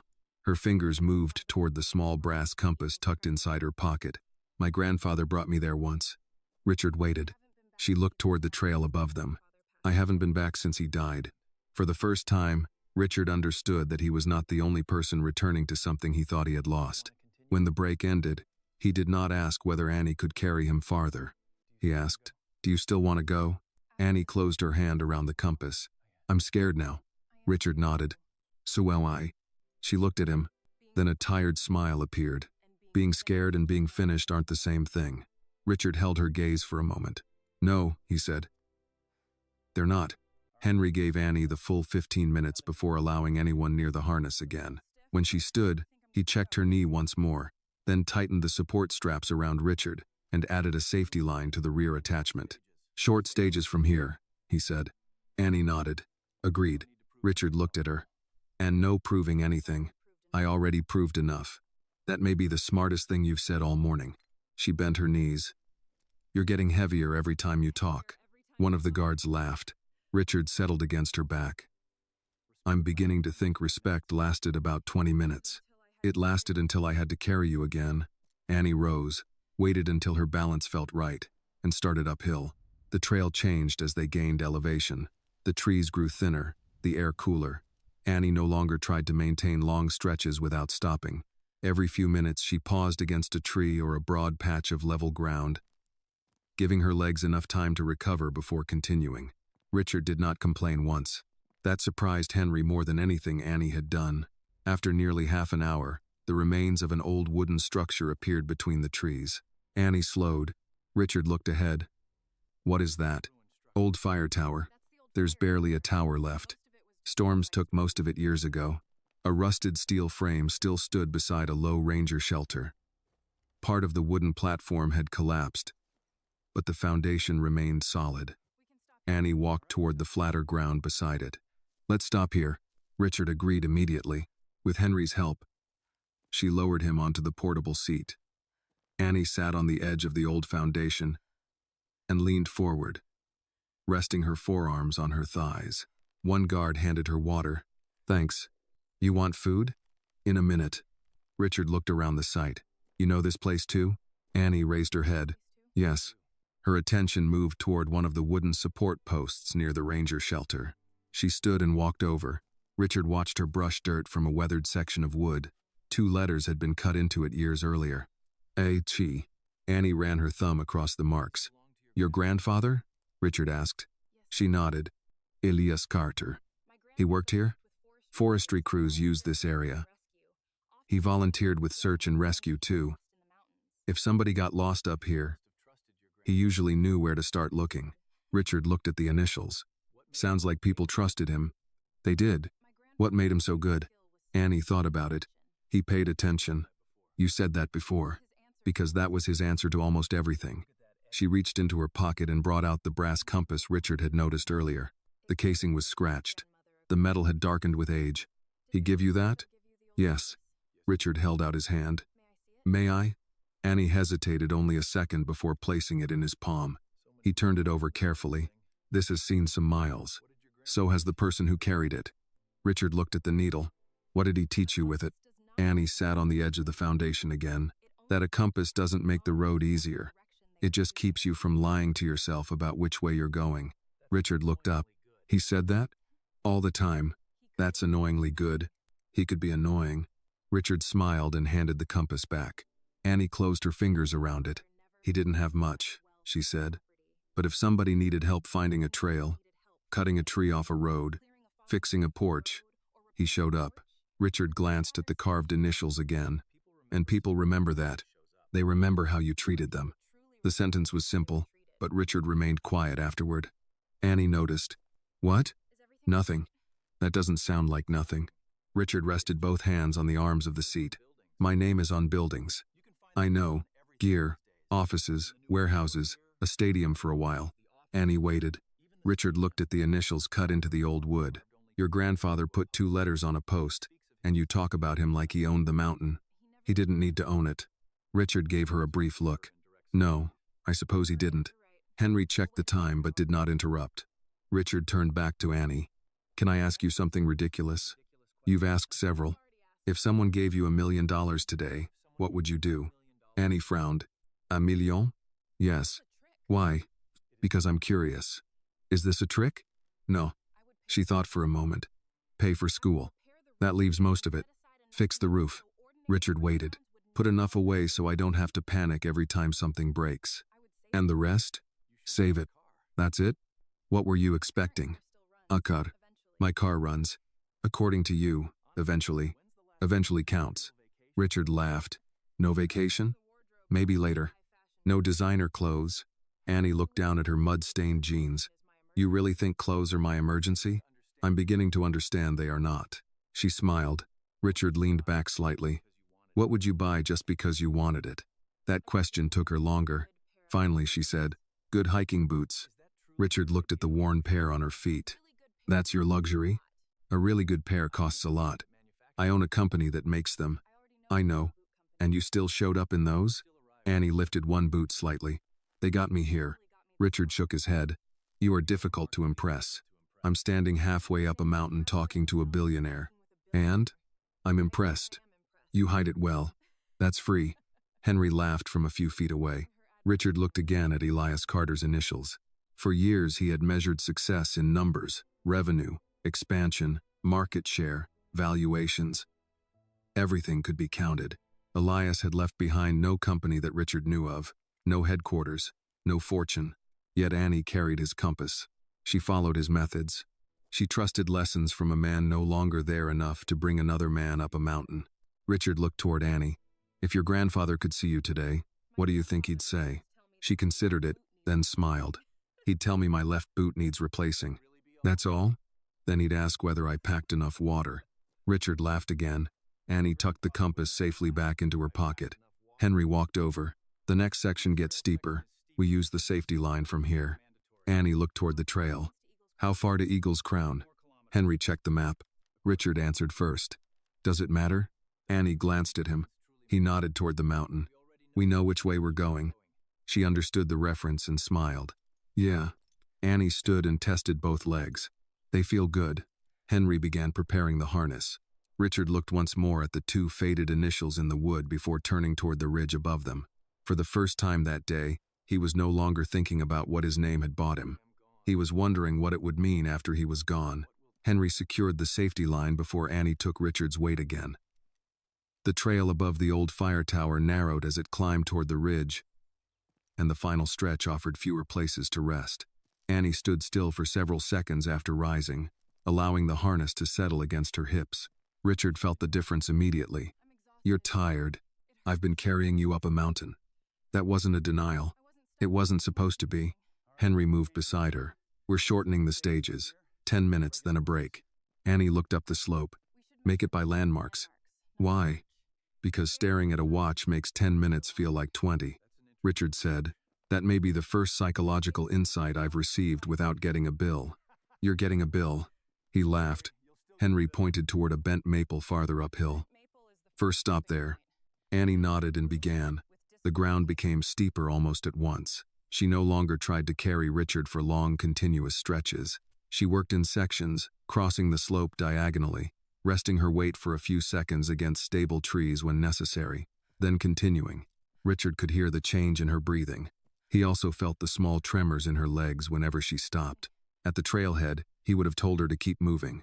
Now he counted her steps. 22, 23, 24.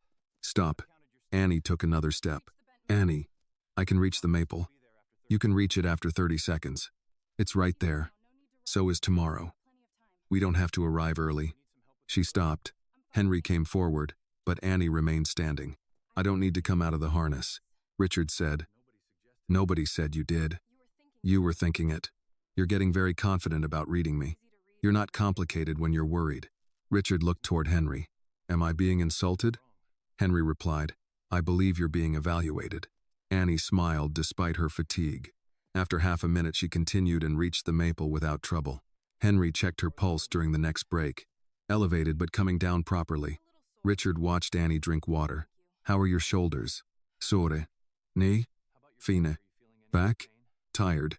Anything else? Annie lowered the bottle. Are you going to ask about every part? Yes. Then my left little toe is offended. Richard almost smiled. Good. That means you still have energy for nonsense. Annie looked up toward the trail. We're getting close. Richard followed her attention. Through the thinning trees he could see brighter sky above the ridge. How close? Less than half a mile. Henry checked his GPS unit. She's right. Richard looked at Annie. Of course she is. They continued. The next section demanded more from her. Annie used shorter steps, placing the whole sole of her boot down before transferring Richard's weight forward. Where the trail rose sharply, Henry anchored the safety line to give additional support without pulling her upward. Richard began cooperating before Annie asked. When she shifted left, he adjusted. When she stopped, he stayed still. When she leaned forward, he moved his upper body closer to reduce strain on her back. Annie noticed. You're getting better at this. High praise. You were terrible earlier. There it is. What? The insult. That one was an evaluation. Richard laughed quietly. They reached another level patch. This time Annie asked for the break before Henry did. Richard noticed that too. Thank you. She looked at him. For what? For saying you needed to stop. Anya sat on a low rock. I told you I would. People say many things when they're trying to prove themselves. You would know. Richard looked at her. She realized what she had said and waited for his reaction. Instead, he nodded. Yes. I would. Annie took the compass from her pocket and checked it, though the trail ahead was obvious. Richard noticed. You don't need that now. I know. Then why look? Annie turned the brass case in her hand. Abit. Richard studied her. Or your grandfather. She did not answer immediately. A little of both. Henry handed Richard water. Richard drank and looked toward the ridge. When you were accepted to college, who was the first person you wanted to tell? Annie's fingers closed around the compass. Richard saw the answer before she spoke. Him. Yes. Richard nodded. Then get up there. Annie looked at him. That sounded like an order. It was encouragement. You need practice. I usually pay people to translate. Henry said. She has a point. Richard shook his head. Everyone has become brave today. Annie put the compass away and stood. The final portion began under thinner trees where the wind moved more freely. Her pace became slower, but every step remained controlled. 30 steps. Rest. 25. Rest. Richard stopped counting aloud because he realized Annie was already counting under her breath. At one point, her legs began trembling strongly enough that Richard felt it. Put me down. We're almost there. Annie. She continued 3 more steps. Put me down. This time she stopped. Henry helped transfer Richard onto the portable seat. Annie lowered herself onto the ground and stretched both legs. Richard looked at her. You're not failing by resting. I know. Do you? She rubbed one calf. I'm learning. Richard smiled. That makes 2 of us. They remained there until Annie's breathing returned to normal. No one talked about time. No one talked about schedules. Eagle's crown would still be there when they stood again. Finally, Annie pushed herself up. Henry checked the harness. Richard asked, how many more stops? Annie looked toward the bright opening above. 1, maybe. And if it takes 5? Then 5. Richard nodded. Now you're thinking like a billionaire. Annie shook her head. No, I'm thinking like somebody who wants to finish. She lifted him again. The final yards came slowly. Richard could see more sky with every turn. The trees shortened. Wind moved across the trail, carrying the smell of pine and stone. Annie's face was wet with sweat. Her legs shook. Her boots were covered with mud, and each breath came harder than the one before. Richard felt guilt rise with every step. Annie, I'm okay. You don't have to finish this in one stretch. I know. 10 more steps. Then 5. She stopped before a final rise. Richard could see the edge of open sky beyond it. Put me down, he said. Annie looked upward. We're right there. I know. Then why? Because I don't want the last thing I remember about this mountain to be watching you hurt yourself for me. Annie remained still. Richard continued. I wanted Eagle's crown. I didn't want it at that price. For several seconds she said nothing. Then she gave a tired smile. Good. What's good? You finally figured out the difference. Richard laughed softly. Annie rested until her legs stopped trembling. Then she rose again. This time nobody counted. Nobody encouraged her. Nobody needed to. She moved through the last section one careful step at a time until the trees ended. The ground leveled beneath her boots. Wind reached them without anything blocking it. Annie stopped. Richard lifted his head. In front of them, the Appalachian Mountains opened across the horizon. Annie's voice came quietly. Mr. Whitmore. Yes? We made it. And for several seconds, Richard Whitmore forgot to answer. Richard did not speak because for the first time that day, words seemed unnecessary. Annie remained standing long enough for Henry and 2 guards to secure Richard and transfer him from the harness onto the portable seat they had carried up the mountain. The moment his weight left her shoulders, her knees bent slightly. She caught herself with one hand against a rock, then sat down several feet away. Henry checked the straps around Richard's waist. Comfortable? Richard barely heard him. The land opened in every direction. Long Appalachian ridges folded into one another until the farthest ones became blue against the afternoon sky. The road they had started from was no longer visible. The black SUVs, the wheelchair at the trailhead, the schedules, the medical equipment, all of it seemed far below. Wind moved across Richard's face. He closed his eyes for a moment, not to escape the view, but to feel where he was. When he opened them again, Annie was taking off one boot. Richard turned toward her. What happened? Nothing. You're removing a shoe at the top of a mountain. That usually means something. She rubbed the side of her foot. My sock folded under my heel. Henry looked over. You need anything? A new foot. Richard gave a short laugh. Annie pulled the sock straight, put the boot back on, then stretched both legs in front of her.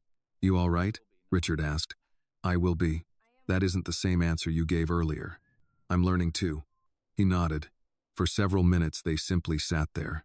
The guards moved farther back, giving them space while remaining close enough to assist. Annie reached into her pocket and took out Elias's brass compass. She held it in her palm, then looked toward the ridges. Richard noticed. You wanted him to see this. Annie's fingers closed around the compass. Yes. You think he would have approved? She smiled faintly. He would have asked why I chose the hardest possible way to earn tuition. That sounds reasonable. Then he would have helped me adjust the straps. Richard looked toward the old compass. I would have liked him. He probably would have made you carry your own firewood. I'm reconsidering. Annie laughed. Richard looked back across Eagle's Crown. I thought this was gone. What? This. He lifted one hand toward the mountains. I kept telling myself I missed climbing. What I really missed was being somewhere I couldn't reach from a road. Annie watched him. You could have come up by helicopter. That isn't the same. I know. Richard looked at her. You understood that before my own people did. They were trying to make it easy for you. That's their job. Maybe easy wasn't what you needed. He considered that. For 3 years, nearly every decision around him had been designed to remove difficulty.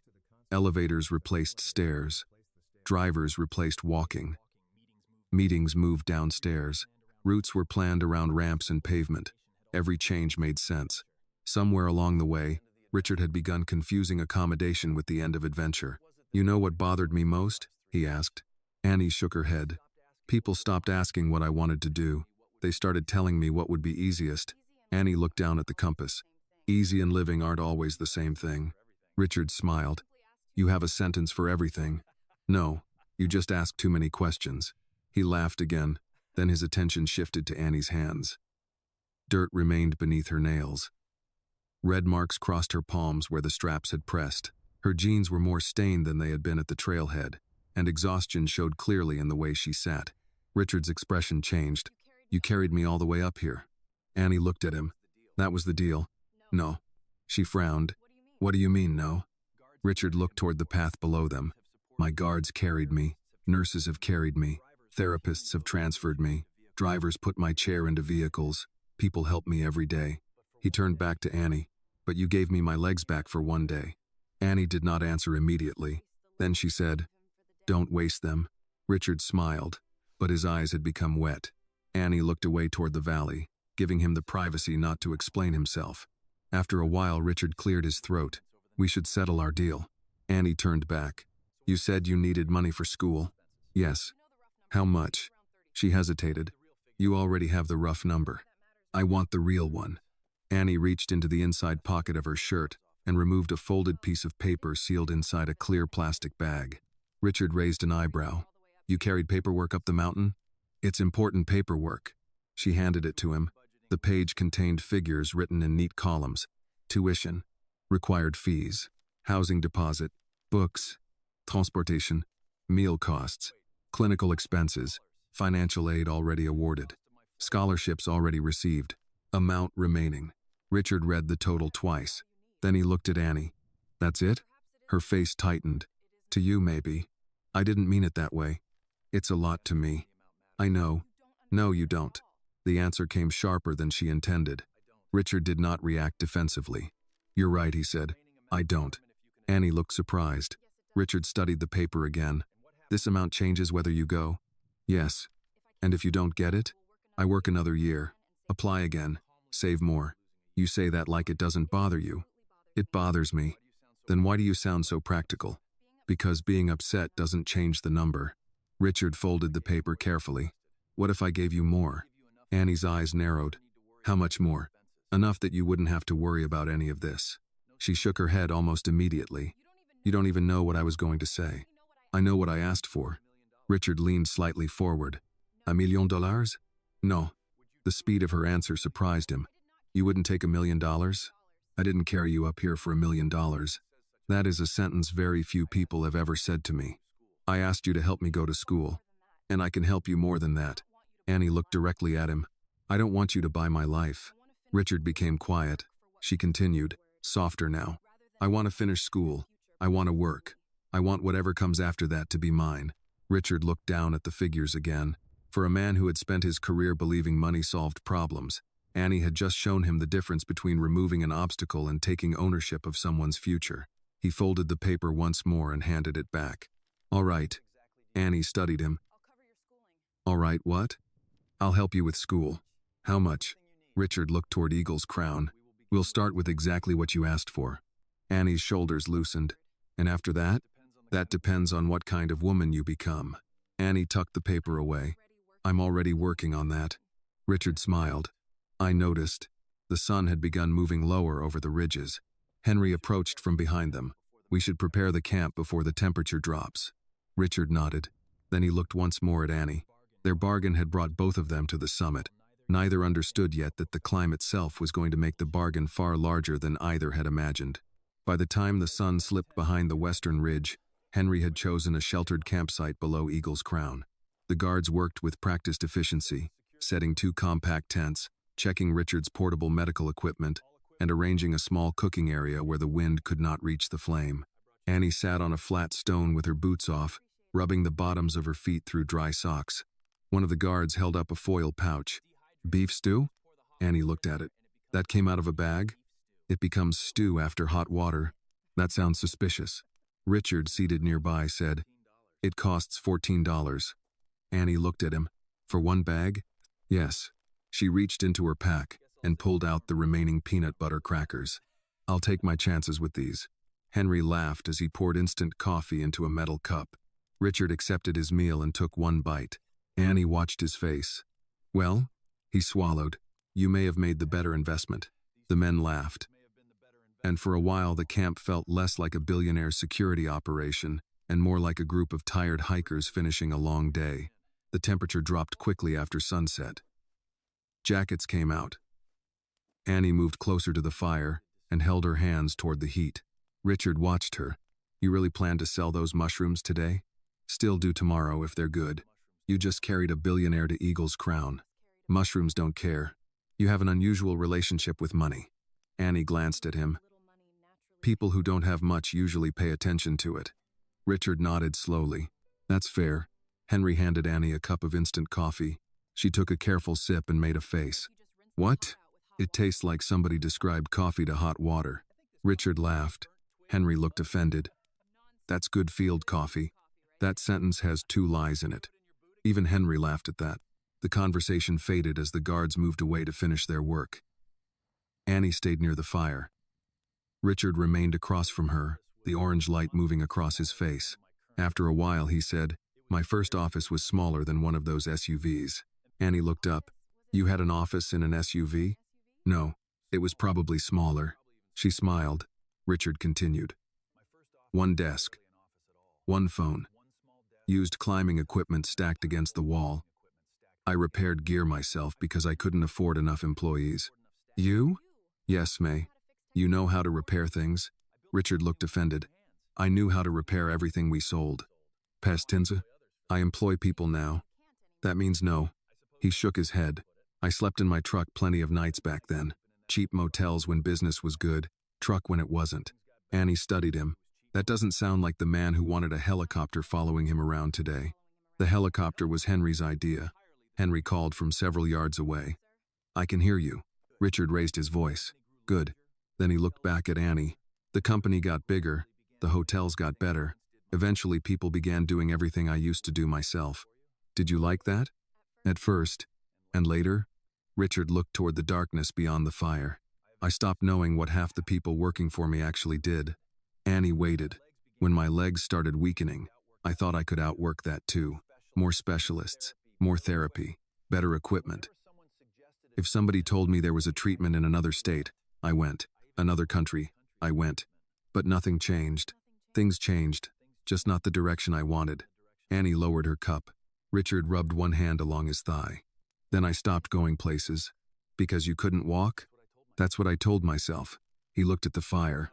I stopped seeing people I used to climb with. Stopped attending outdoor events.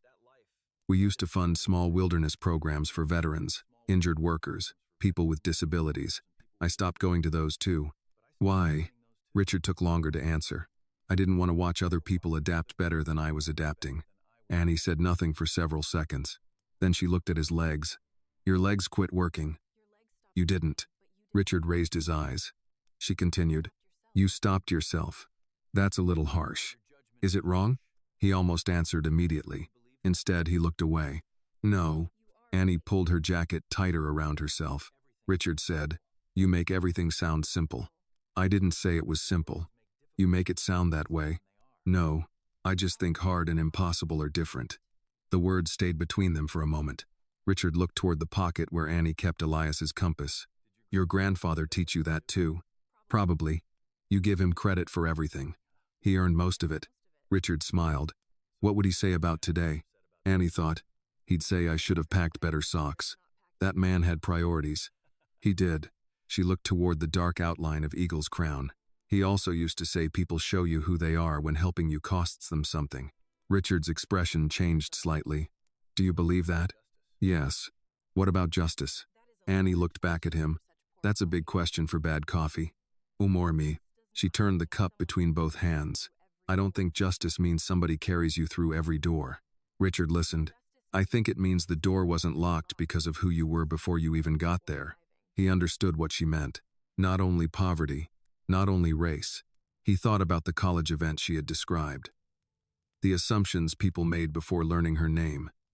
He also thought about the places he had stopped entering because he had decided a wheelchair meant he no longer fit. Annie continued, People need help sometimes. That's life. But there's a difference between needing help because the road is hard and needing help because somebody put a wall in the road. Richard looked at her.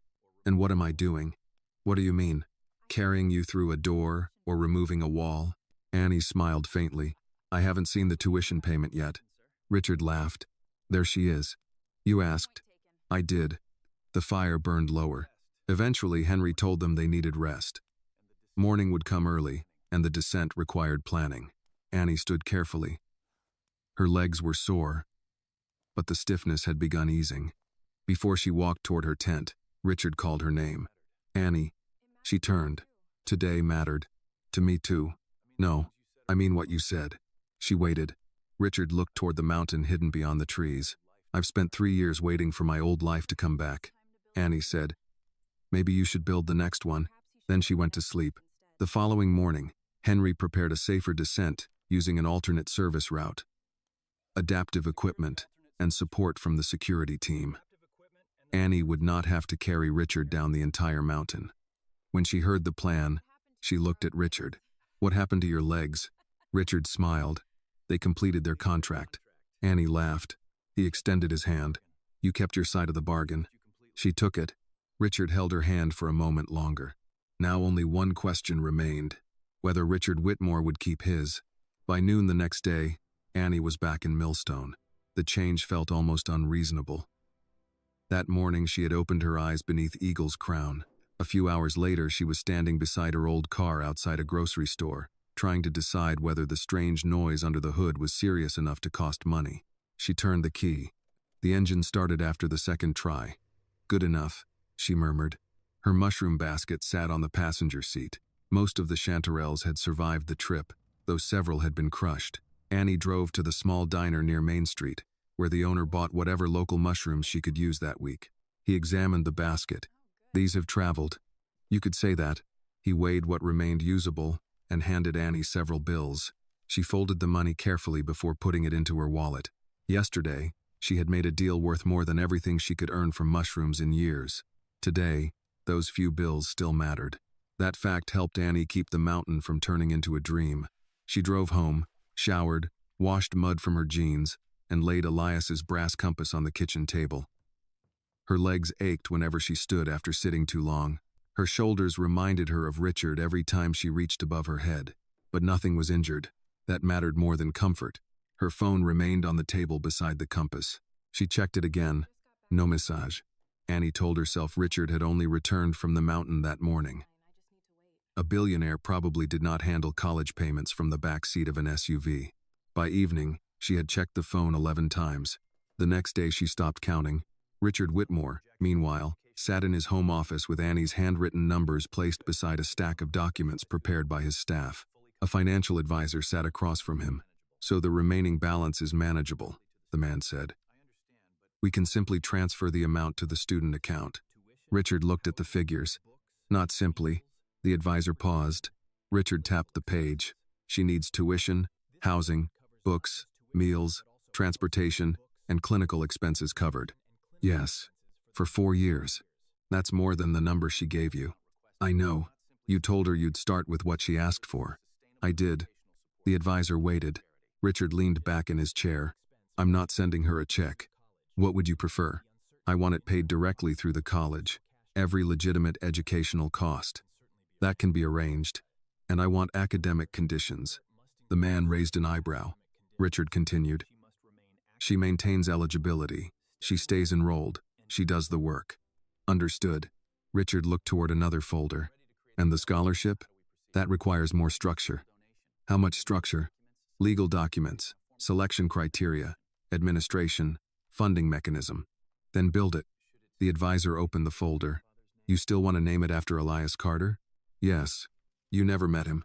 Richard's eyes moved toward a small photograph one of his staff had printed from public forestry records. It showed a much younger Elias standing beside a trail crew. "No," Richard said, "but I met what he left behind, back in Millstone. 4 days passed. Then 6. Annie returned to ordinary work because ordinary bills did not care about promises made on mountains. She helped an older neighbor clear fallen branches from a yard. She cleaned out a garage for another family. She spent one morning gathering mushrooms again, though every steep section of trail made her think of Richard's weight against the harness. Her phone remained silent. On the 7th morning, Annie sat in a booth at the diner with black coffee and 2 scrambled eggs she had ordered because they were cheap. The college portal was open on her phone. Enrollment deposit deadline, 11 days. She read the date again, then checked her email. Nothing. The waitress topped off her coffee. "You expecting somebody?" Annie looked up. "Why?" "You've checked that phone about 20 times. "Only 20? Since I started watching." Annie smiled weakly. "Something important?" "Maybe." The waitress nodded toward the coffee. "Important things rarely move faster because you stare at them." "I know. Doesn't stop us." Annie smiled again. That afternoon, Richard sat through another meeting about the scholarship. His attorney pushed a document across the desk. "If you want the first awards next academic year, we need final criteria now." Richard read the draft. "Students from economically struggling Appalachian communities. Approved programs in physical therapy, occupational therapy, emergency medicine, forestry, wilderness rescue, and adaptive recreation. Academic standards, financial need, community service." He tapped one line. "Remove that." The attorney looked down. "Leadership experience?" "Yes." "Why?" "Because people define leadership too narrowly." "What would you replace it with?" Richard thought about Annie standing muddy at the trailhead while 6 trained men dismissed her. Demonstrated responsibility. The attorney made the change. Richard continued reading. "Good." Then he looked at his assistant. "When do we visit her?" "Once the college confirms everything, probably early next week." Richard nodded. He never considered calling Annie beforehand. To him, showing up with completed documents seemed better than offering another promise. He did not understand what the silence was doing on the other end. By the 9th day, Annie did. She sat at the kitchen table with the college acceptance packet spread before her. Tuition statement, housing information, deadlines, financial aid award. The remaining amount had not changed. Richard Whitmore had. At least that was what Annie feared. Maybe the mountain had made him generous for one afternoon. Maybe people felt different when wind was in their face and miles of country stretched beneath them. Maybe once Richard returned to offices, lawyers, schedules, and people who handled everything for him, the muddy girl from Millstone became easy to forget. Annie hated herself for thinking that. He had shaken her hand. He had looked her in the eye. Deal. She could still hear the word. Her phone sat beside Elias's compass. Annie reached for it, found the contact number Henry had given her, and almost pressed call. Then she stopped. She did not want to chase Richard for something he had already promised. A promise should not require begging twice. She put the phone down. That evening she worked through the numbers again. If she postponed school for a year, she could work full-time, save more, apply for additional scholarships, maybe take another course locally. It was not what she wanted, but it was a plan. Plans were better than waiting. Annie folded the acceptance letter and returned it to the envelope. "It's okay," she said aloud. The words sounded false even to her. She picked up Elias's compass. The brass was cool against her palm. For days she had refused to cry because nothing had officially been lost. That night, she stopped refusing. The tears came quietly while she sat at the kitchen table, angry less at Richard than at herself, for allowing one extraordinary day to convince her that the wall in front of college had finally disappeared. The next morning, Annie woke early. She washed her face, tied back her hair, and decided she would call the admissions office after breakfast. She would ask about postponing enrollment. No drama, no anger, just the next available path. Then a sound came from outside. An engine, then another. Annie walked to the front window. A black SUV rolled slowly along the narrow road. A second followed, then a third. They stopped in front of the house. For several seconds, Annie did not move. The rear door of the first vehicle opened. A ramp extended toward the ground, and Richard Whitmore came down it in his wheelchair. Annie looked at the untouched college envelope on the table, then at Elias's compass beside it. Richard adjusted his jacket and looked toward the house. He had come carrying an answer. Annie opened the front door before Richard reached the porch. For several seconds, neither of them spoke.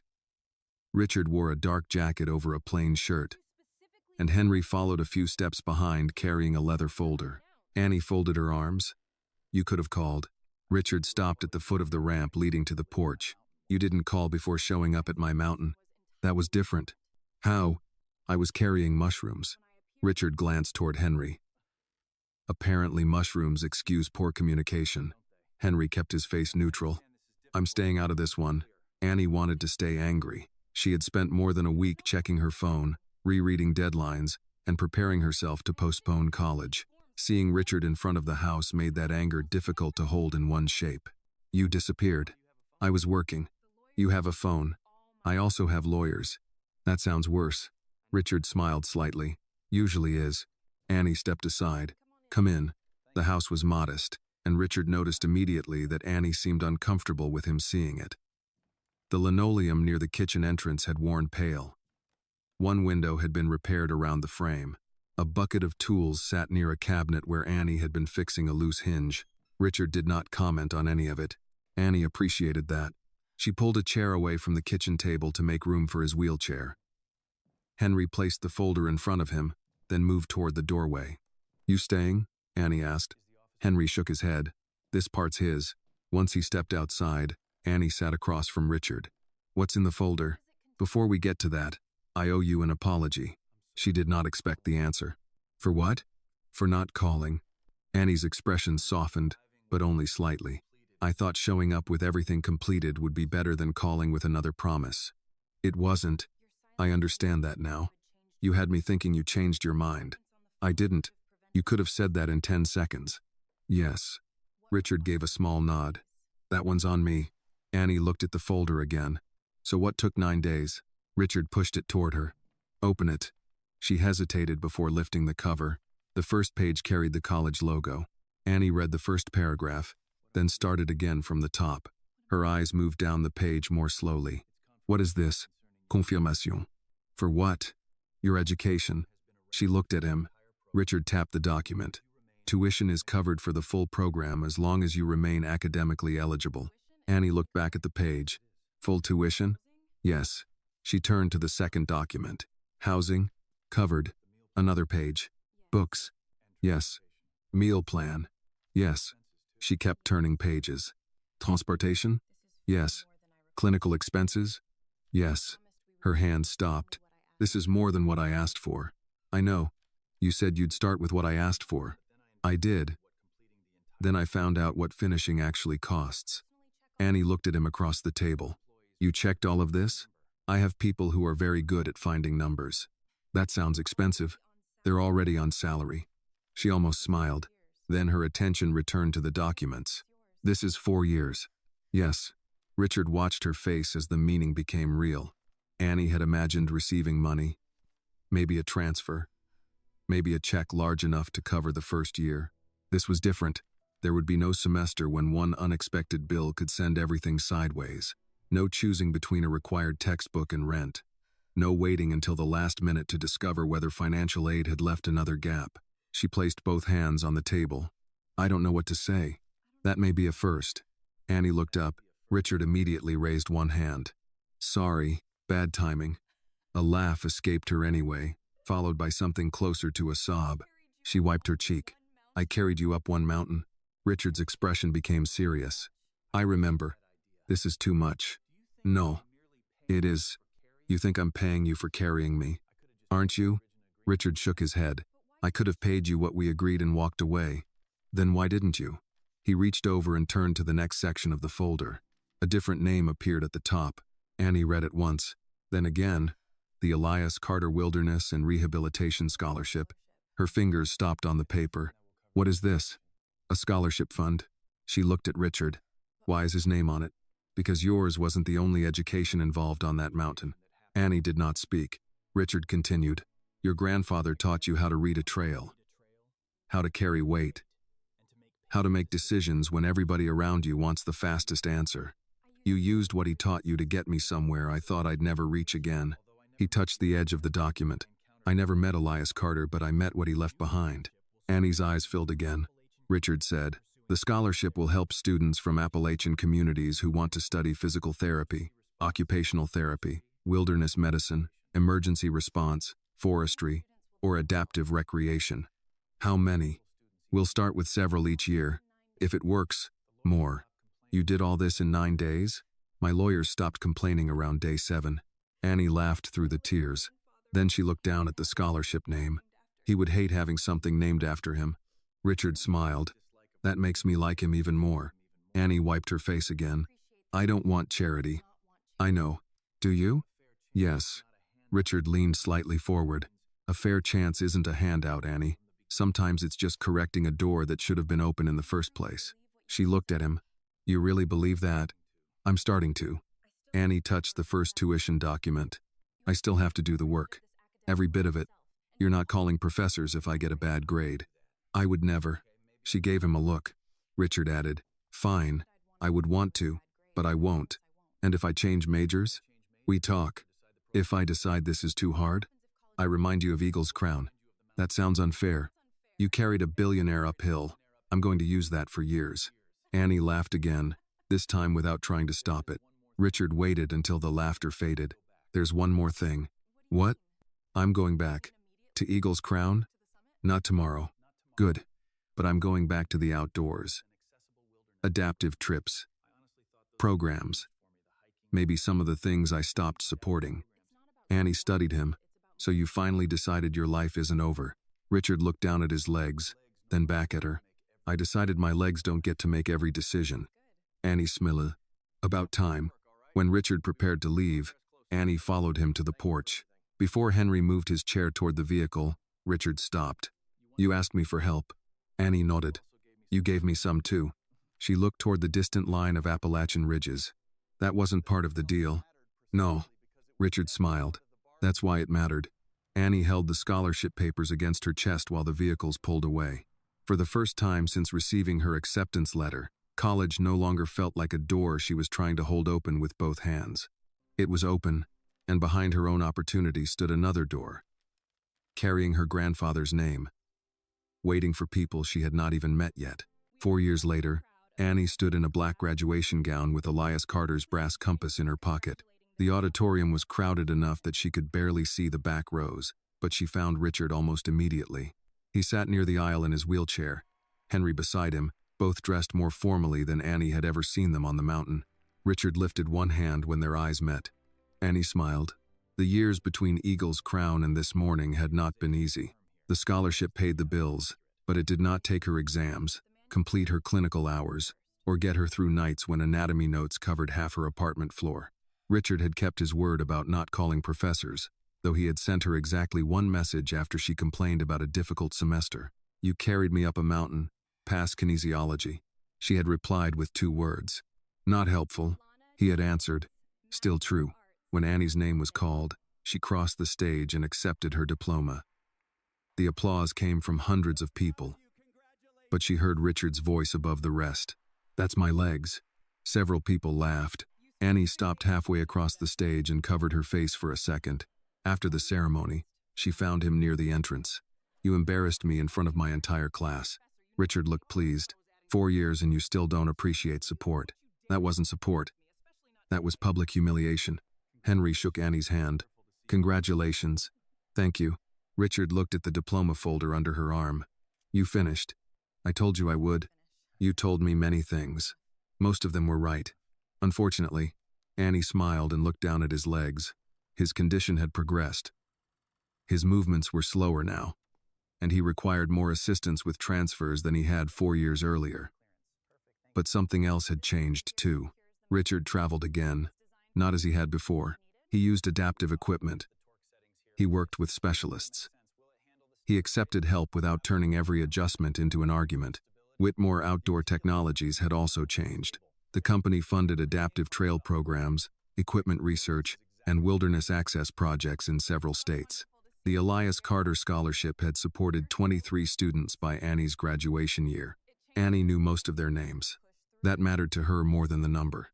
A few months after graduation, she began working in adaptive rehabilitation. Her patients included injured workers, older adults trying to regain mobility, veterans, and people adjusting to permanent disabilities. Her first rule was simple: never talk over the person you were helping. Her second came from the same place: never confuse assistance with control. Years passed. Then, one fall morning, Annie returned to the trail below Eagle's Crown. This time she was not carrying a mushroom basket. A medical pack rested against her back. Her hiking boots were newer, though already scratched from use, and Elias's compass remained zipped inside an inner pocket. Several vehicles were parked near the trailhead, not the old convoy of black SUVs Richard had once required. Vans equipped for adaptive recreation stood beside pickup trucks belonging to volunteers and local guides. Richard waited near the trail sign in a newer all-terrain wheelchair. Annie walked over. "You're late." He checked his watch. "By 3 minutes. You used to bill people for less." "I still do."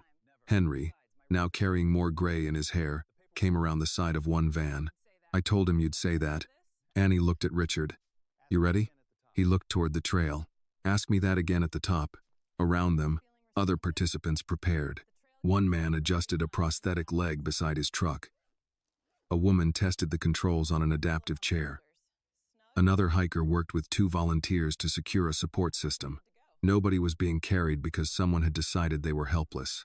Everyone was being given the equipment and assistance needed to make the trip possible.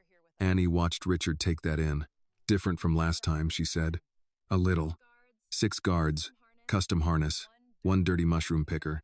Richard smiled. "You forgot the part where the mushroom picker ordered everybody around." Someone had to. The group began moving. The trail itself had changed. Local organizations and volunteers had reinforced several difficult sections. A safer creek crossing had been created. Some parts remained too steep for unaided wheelchairs, so teams used adaptive systems designed for rough terrain. Richard did not complain about the help. Not once. When the group reached the old fire tower, Annie stopped beside the weathered support post. EC was still visible. Richard rolled closer. They never removed it. Annie touched the carved letters. "Why would they?" He looked at her.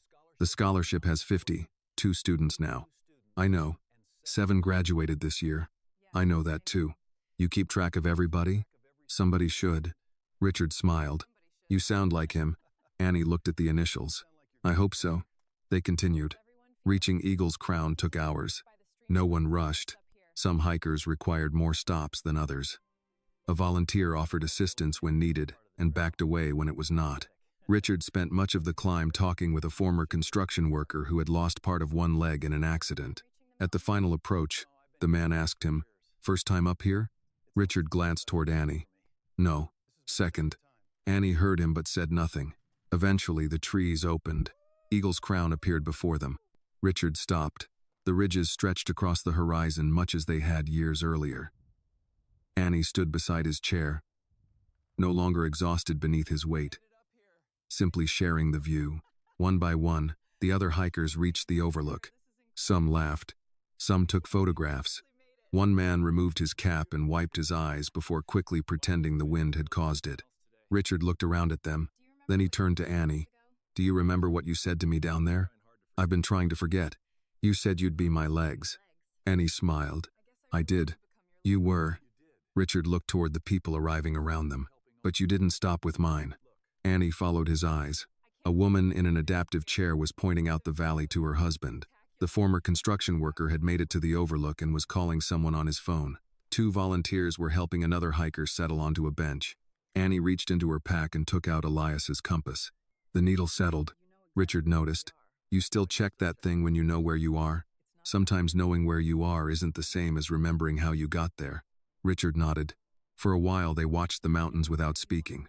The first time they had reached Eagle's Crown, Richard thought Annie had carried him there. Now he understood how incomplete that idea had been. Elias had carried Annie through what he taught her.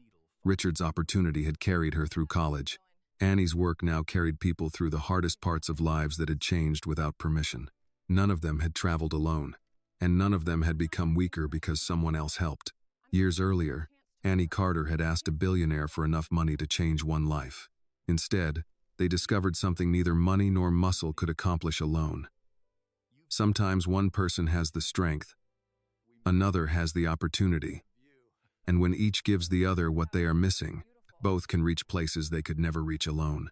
This story reminds us that strength is not measured only by money, power, or physical ability. Sometimes the person who seems to have the least is carrying the very thing someone else desperately needs. Annie had strength, knowledge, and determination, while Richard had the ability to open a door that poverty had kept closed. Neither changed the other's life through pity. They changed it through respect, trust, and a fair exchange of opportunity. The deeper lesson is simple. Accepting help does not make us weak, and giving someone a chance does not make their success less earned. What matters most is what we do with the help we receive, and whether we use our own advantages to make the road a little easier for the person coming behind us. This video is a work of fiction created with the assistance of artificial intelligence. All characters, events, and situations are not real, and do not represent any actual people or true stories. The content is intended for storytelling and emotional illustration only.